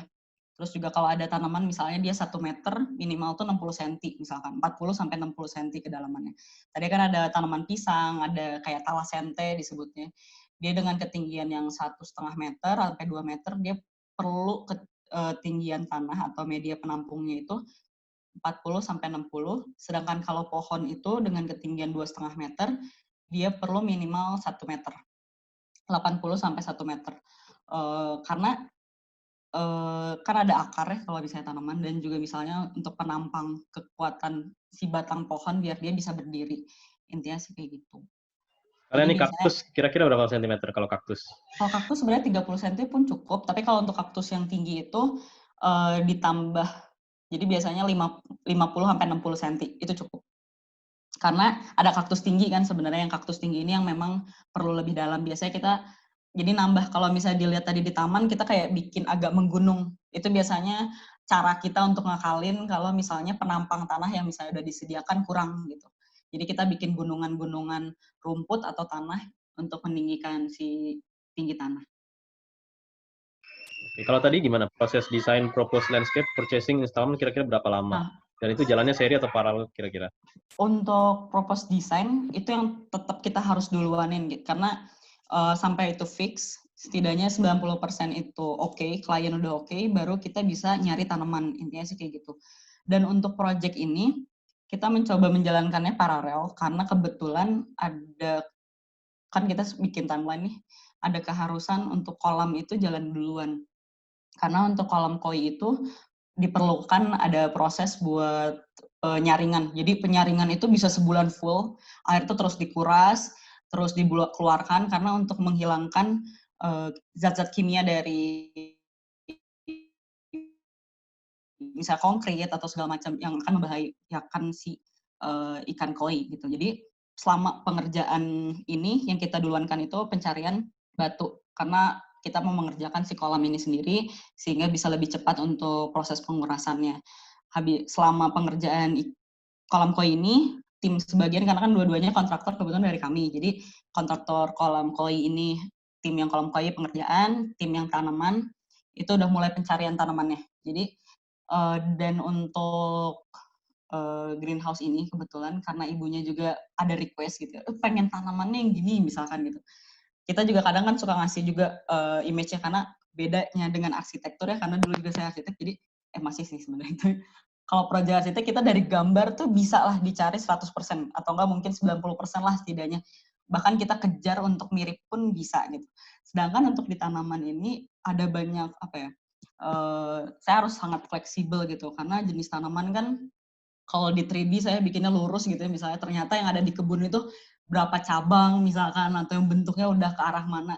Itu tuh jadi hal-hal yang harus sangat kita perhatikan dan kita harus aktif di lapangan terus. Jadi kita lihat, kita jalan-jalan kebun, proses pencarian tanaman tuh menurut saya agak makan waktu lebih lama karena ada bentukan yang ingin kita kejar juga lah intinya gitu ya. Misalnya kita pengen bentuk batang yang arahnya 2 cabang, misalnya ada yang kayak gitu. Ketika pas diliatin, Mel tapi kayak gini nih bentuk pohonnya oke nggak gitu.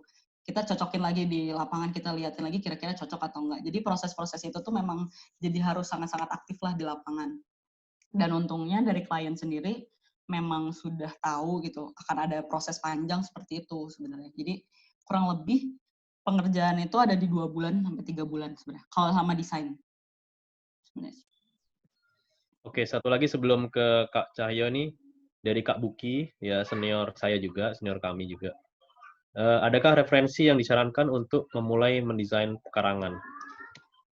Sebenarnya kalau untuk tanaman itu sekali lagi saya selalu nanya misalkan ruangnya itu seperti apa, tamannya itu seperti apa, dari cahaya mataharinya seperti apa, karena pada akhirnya di semua tempat kan istilahnya menghadirkan cahaya matahari yang beragam ya sebenarnya, dan itu yang sangat mempengaruhi pemilihan jenis tanaman. Nah, untuk tanaman yang misalkan mau di pekarangan dengan misalkan punya pohon tinggi nih gitu ya, dia punya pohon tinggi yang cenderung memberikan semacam peneduh lah di si pekarangan itu, bisa dipilih jenis-jenis tanaman hutan. Jadi kalau di Indonesia cukup banyak kayak pakis, kayak terus juga ada jenis-jenis philodendron misalkan, banyak jenisnya yang menurut saya sekarang tuh lagi hits banget sama anak muda gitu ya sebenarnya. Itu bisa dipilih. Jadi ketika memang panas, tanaman-tanaman lain tuh bisa dipilih juga, kayak misalnya tanaman pisang itu cenderung suka dengan panas. Tapi memang pemilihan ini tuh benar-benar harus hati-hati ya, karena misalkan dengan jenis nama yang sama, misalnya kita sering dengar ada jenis Calathea gitu. Calathea ini ada berapa puluh ribu, ada berapa ribu lah ya istilahnya, dan itu sangat berbeda gitu satu sama lain. Jadi memang bisa dibilang sangat personal. Kalau mau misalnya kirimin dulu fotonya, nanti saya kasih tahu mau yang kayak gimana jenis tanamannya. Oke, balik ke Kak Cahyo nih, dari Kak Feni. Setelah running, ini mungkin buat keduanya ya, setelah running atau operational atau udah jadi nih, walaupun mungkin belum 100% katanya, apa kelemahan yang ditemukan dari desain ini untuk evaluasi gitu? Silakan, siapa yang mau duluan buat bahan evaluasi? Aku dulu deh, cobain. Buat sebenarnya kalau pemilihan tanaman, kita tuh ada beberapa jenis tanaman yang akhirnya kita juga perlu ganti sebenarnya. Karena tadi ketika kita menanam kalau kita baca misalnya secara teori gitu ya misalkan, atau pengalaman sebelumnya menggunakan satu jenis tanaman tertentu itu kuat pada kondisi ini, hal itu tuh bisa terjadi berbeda gitu. Jadi kita seringkali misalnya saya ada satu jenis tanaman yang biasanya tuh kuat, secara teori juga dia kuat gitu, pengalaman juga dia kuat, ternyata ditempatkan pada kondisi ini dia nggak bisa tumbuh gitu, atau dia nggak bisa nggak bisa bertahan. Nah di situ kita coba cari cara, maksudnya kenapa ya kok tanaman ini, apakah karena di perawatannya, penyiramannya kah, atau kurang pupuk kah? Itu harus hal yang kita perhatikan. Oh ternyata sumber dari tanaman itu sangat penting. Jadi misalkan kalau menurut secara teori jenis tanaman A itu kuat panas. Karena mungkin dia berasal dari daerah panas, kan biasanya kayak gitu ya, atau enggak tanaman-tanaman tropis, dia kuat dengan kelembapan tropis karena dia berasal dari hutan tropis misalkan seperti itu. Tapi ternyata karena sekarang sudah banyak dari kebun nih istilahnya gitu. Oh ternyata kebun Bogor dan kebun di Lembang itu beda karakternya, atau enggak kebun di Jawa itu beda karakternya, dan ternyata itu pun mempengaruhi bagaimana si tanaman ini mungkin di kehidupan awalnya beradaptasi untuk hidup, akhirnya punya perbedaan dengan karakter aslinya dia sendiri gitu. Jadi hal itu yang makanya harus kita perhatiin sih. Bagaimana kalau misalnya penanaman atau pengerjaan landscape ini tidak selesai di saat tanaman itu udah ditanam semua, tapi di 3 bulan itu kita benar-benar harus konsentrasi ngeliatin jenis tanaman ini kuat atau enggak, atau kenapa kelemahannya gitu. Dari Kak Cahyo, ada evaluasi khusus? Kalau evaluasi khusus tentang performance bangunan ini mungkin terlalu cepat untuk bisa dinilai sekarang ya. Sebenarnya mungkin sekitar 3 atau 6 bulan lagi untuk bisa secara definitif apa kira-kira kegagalan dari tampilan ataupun juga performance dari bangunan ini. Cuma saya melihat bahwasanya setelah melihat dari beberapa foto-foto dan juga gambar yang telah ditayangkan tadi, saya agak khawatir dengan pembatas antara area pavilion yang bawah dengan kolam ikan koinya tuh. Setahu saya ikan koinya itu kolam itu sekitar hampir 2 meter ya, Amel ya, kalau tidak salah ya. Dan itu kan sepertinya tidak ada pagar penutup ya. Saya sih agak khawatir aja di daerah situ yang ada foto anak-anak lagi memberi makan ikan di pinggiran kolam tersebut ya. Tapi kalau dari si pihaknya Pak Purwanto sendiri sih, dulu saya sempat berkunjung ke rumah beliau ketika dia masih memiliki kolam yang lama di lokasi yang lama itu, Mel. Itu sempat dipagari memang dengan dinding kaca. Tapi setelah anaknya sekarang sudah berusia di atas 7 tahun semua, dia sih cukup optimis sampai sejauh ini bahwasanya anak-anaknya mungkin bisa mengkontrol diri dari kemungkinan terburuk ya terhadap kolam itu sendiri. Cuma saya sendiri terus terang sampai sejauh ini sih saya agak khawatir sih dengan keberadaan kolam tersebut. Tapi di satu sisi mungkin ini akan menjadi dilema juga ya secara desain, karena kita kan inginnya menciptakan sebuah batas yang tak jelas dalam artian bagaimana ruang terbuka, landscape bisa menjadi bagian dari interior ataupun interior bisa dirasakan dari landscape dan sebagainya dengan keberadaan batas-batas baru yang mengakibatkan orang bisa mengalami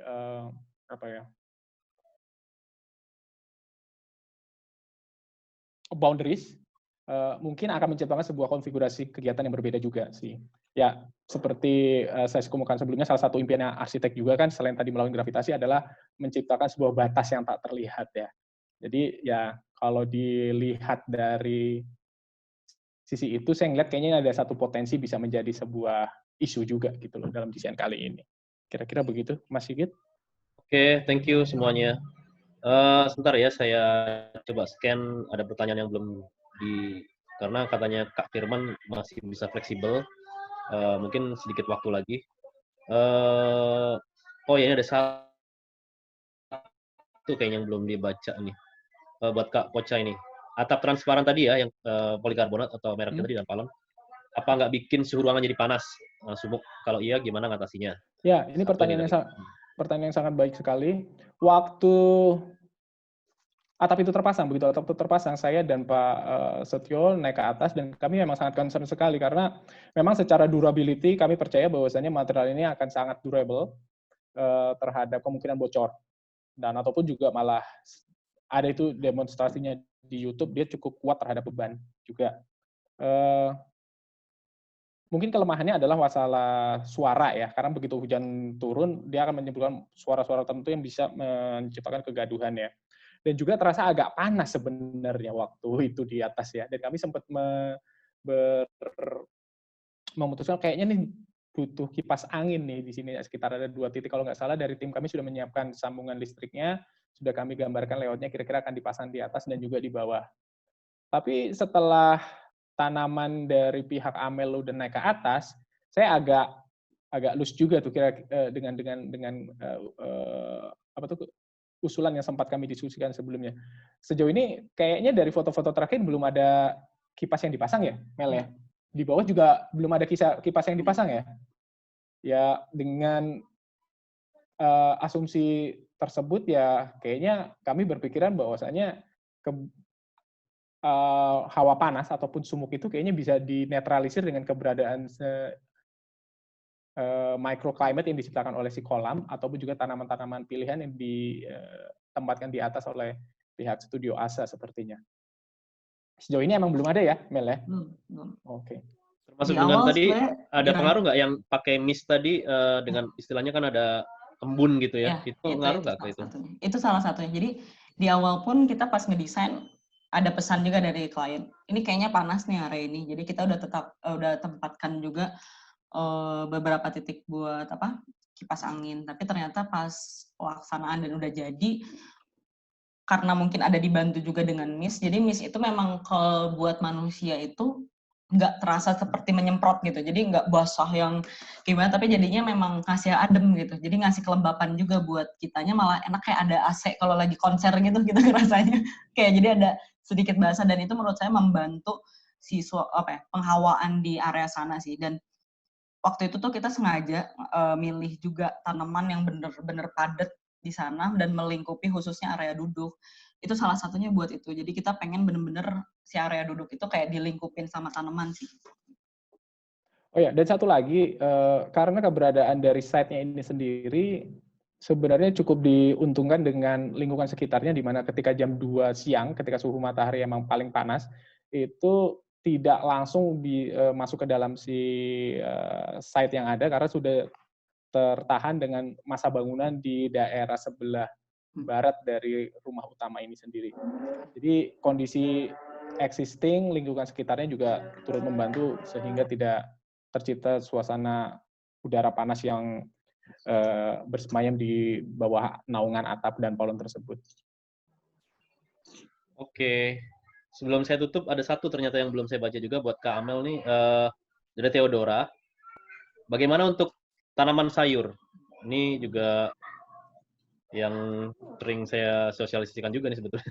Apakah ada syarat khusus untuk membuat rooftop garden tanaman sayur? Mungkin tadi ketebalan dan ya teknis lainnya mungkin. Sebenarnya untuk tanaman sayur itu, karena kita beberapa kali juga dan di kantor juga suka main hidroponik waktu itu, perlu lebih banyak treatment, karena pada kenyataannya itu misalkan jenis tanaman tomat gitu ya dengan kale misalnya gitu, dia punya kebutuhan cahaya yang sangat jauh berbeda gitu, dan juga perawatannya pun sangat berbeda. Jadi seringkali makanya dipisahkan per masa kayak masa bangunan yang kecil-kecil buat si hidroponik itu per jenisnya, karena memang akhirnya tidak bisa dengan mudah di satu lapangkan gitu loh istilahnya. Jadi sebenarnya sih untuk klien ini awalnya dia memang pengen ada hidroponik waktu itu, cuman walaupun dia tuh nggak tahu sih mau nanam apa gitu ya istilahnya. Tapi ketika kita coba kasih ajarin juga, jadi bagaimana perawatannya, vitaminnya seperti apa, pelindungan cahayanya bagaimana gitu. Dia pikir kayak, wah ntar dulu deh kayaknya gitu untuk area ini. Dan karena tadi kan ada rencana buat akuisisi dari lapang sebelah ya istilahnya, dari tapak sebelah. Nah, tapak sebelah ini akhirnya direncanakan buat area taman sayur sebenarnya atau buah-buahan. Nah, kita tuh pengennya pun nanti istilahnya sih dari bioswale dan hal seperti penyiraman itu mengarahnya nanti ke sana. Jadi ke arah tanaman yang edible gitu. Oke deh, terima kasih penjelasannya Kak Amel. Mungkin nanti Saya rasa juga ketika ya, tanah gimana? sebelah itu dijadikan area edible vegetation, bisa konsultasi sama Mas Sigit lah yang sudah sangat terkenal pemerintah. Boleh nanti. Oke. Sepertinya waktunya juga sudah lewat dari jam 3, walaupun tadi Kak Firman bilang masih bisa lebih, tapi sepertinya karena pertanyaan juga sudah saya bacakan semua, mudah-mudahan bisa menjawab semua penanya di sini ya, dan audiens semua di sini mudah-mudahan. Terima kasih buat Kak Pocai, Kak Amel. Mungkin di sini saya sedikit kasih konklusi yang memang di saat kita dalam masa-masa keterbatasan ini ya kita harus tetap produktif ya, walaupun ya kita semua tahu dengan kondisi seperti ini pun juga sebetulnya aktivitas juga tidak banyak, khususnya arsitek pun dan ya desainer semua juga ini mungkin juga curhat pribadi ya, jadi nggak banyak. Maksudnya semuanya jadi slow down gitu, beberapa project juga banyak yang postpone, jadi ya kita pun juga istilahnya mudah-mudahan bisa menginspirasi yang tidak hanya arsitek di sini, beberapa rekan-rekan di sini mungkin yang umum gitu ya, bagaimana kita bisa tetap produktif, ya misalnya dengan memanfaatkan pekarangan kita. Kalau di sini tadi saya lihat dari presentasinya Kak Cahyo tadi juga, si owner juga akhirnya memanfaatkan area pekarangan barunya ini menjadi tempat aktivitas dia untuk bekerja gitu ya. Tadi ada fotonya di mana dia bekerja di pekarangan yang sebetulnya itu di atas ya, atau rooftop ya sebetulnya, dan itu sangat-sangat menarik ya. Jadi ya kita memanfaatkan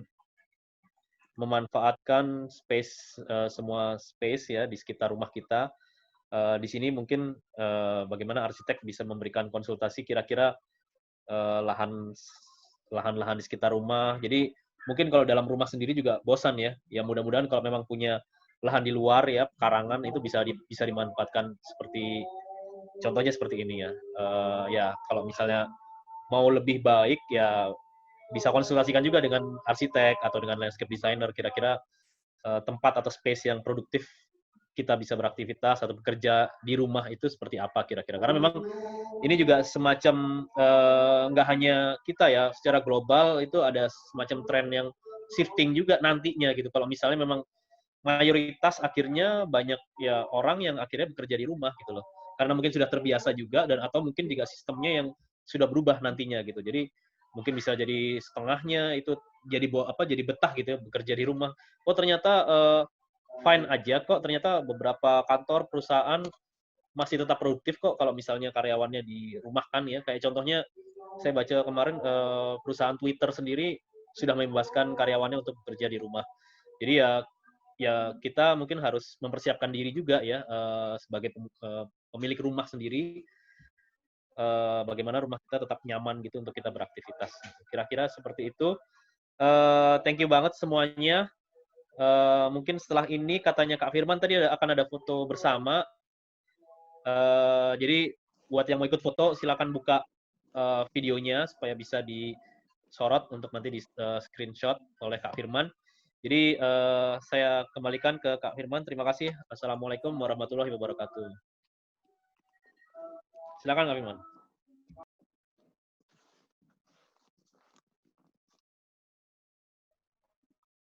Ya, sebagai penutup aja, saya tahu nih waktunya sudah agak panjang ya dari pertama kita buka tadi. Terima kasih semua atas kunjungannya. Ini sebelum saya tutup, saya mau sedikit info aja bahwa Podcast 95 Talks akan lanjut lagi. Insya Allah dalam minggu depan kita infokan lagi kalau memang sudah ada acara topik baru yang kita bisa bahas. Cuman kebetulan karena kami saat ini sedang menangani beberapa proyek yang terkait dengan landscape juga, ada greenhouse, ada kita kebetulan dapat proyek untuk membuat semacam area pengolahan air. Rasanya juga itu bisa kita kaitkan juga dengan landscape. Dan seperti kata Mas Sigit tadi, kayaknya sekarang trennya sudah mulai shifting ya. Orang melihat rumah itu harus menjadi sesuatu yang harus lebih produktif lagi kita di rumah. Produktif bukan hanya dalam pengertian kita bekerja di rumah, tapi memanfaatkan ruangan-ruangan apa yang ada di sekeliling kita. Ruangan-ruangan ini sudah jadi keseharian kita supaya bisa lebih produktif. Apakah bisa dalam bentuk menjadi pekarangan yang enak dipandang mata, atau mungkin juga itu lebih produktif untuk tanaman-tanaman sayuran yang bisa kita pakai sehari-hari. Nah ini mungkin nanti bidangnya Mas Sigit nih. Kapan-kapan bisa share lagi nih Mas Sigit. Jangan jadi host lagi. Biar kita bisa dapat ilmu yang banyak. Bisa share ke teman-teman yang lain. Oke, sebelum saya tutup kita foto dulu ya. Tapi kita bagi 2 sesi nih karena banyak banget. Sesi pertama dulu ya. Oke, 1, 2, 3. Yang sesi kedua, 1, 2, ya. Thank you semua. Kita tutup ya. Terima kasih. Wassalamualaikum warahmatullahi wabarakatuh. Thank you.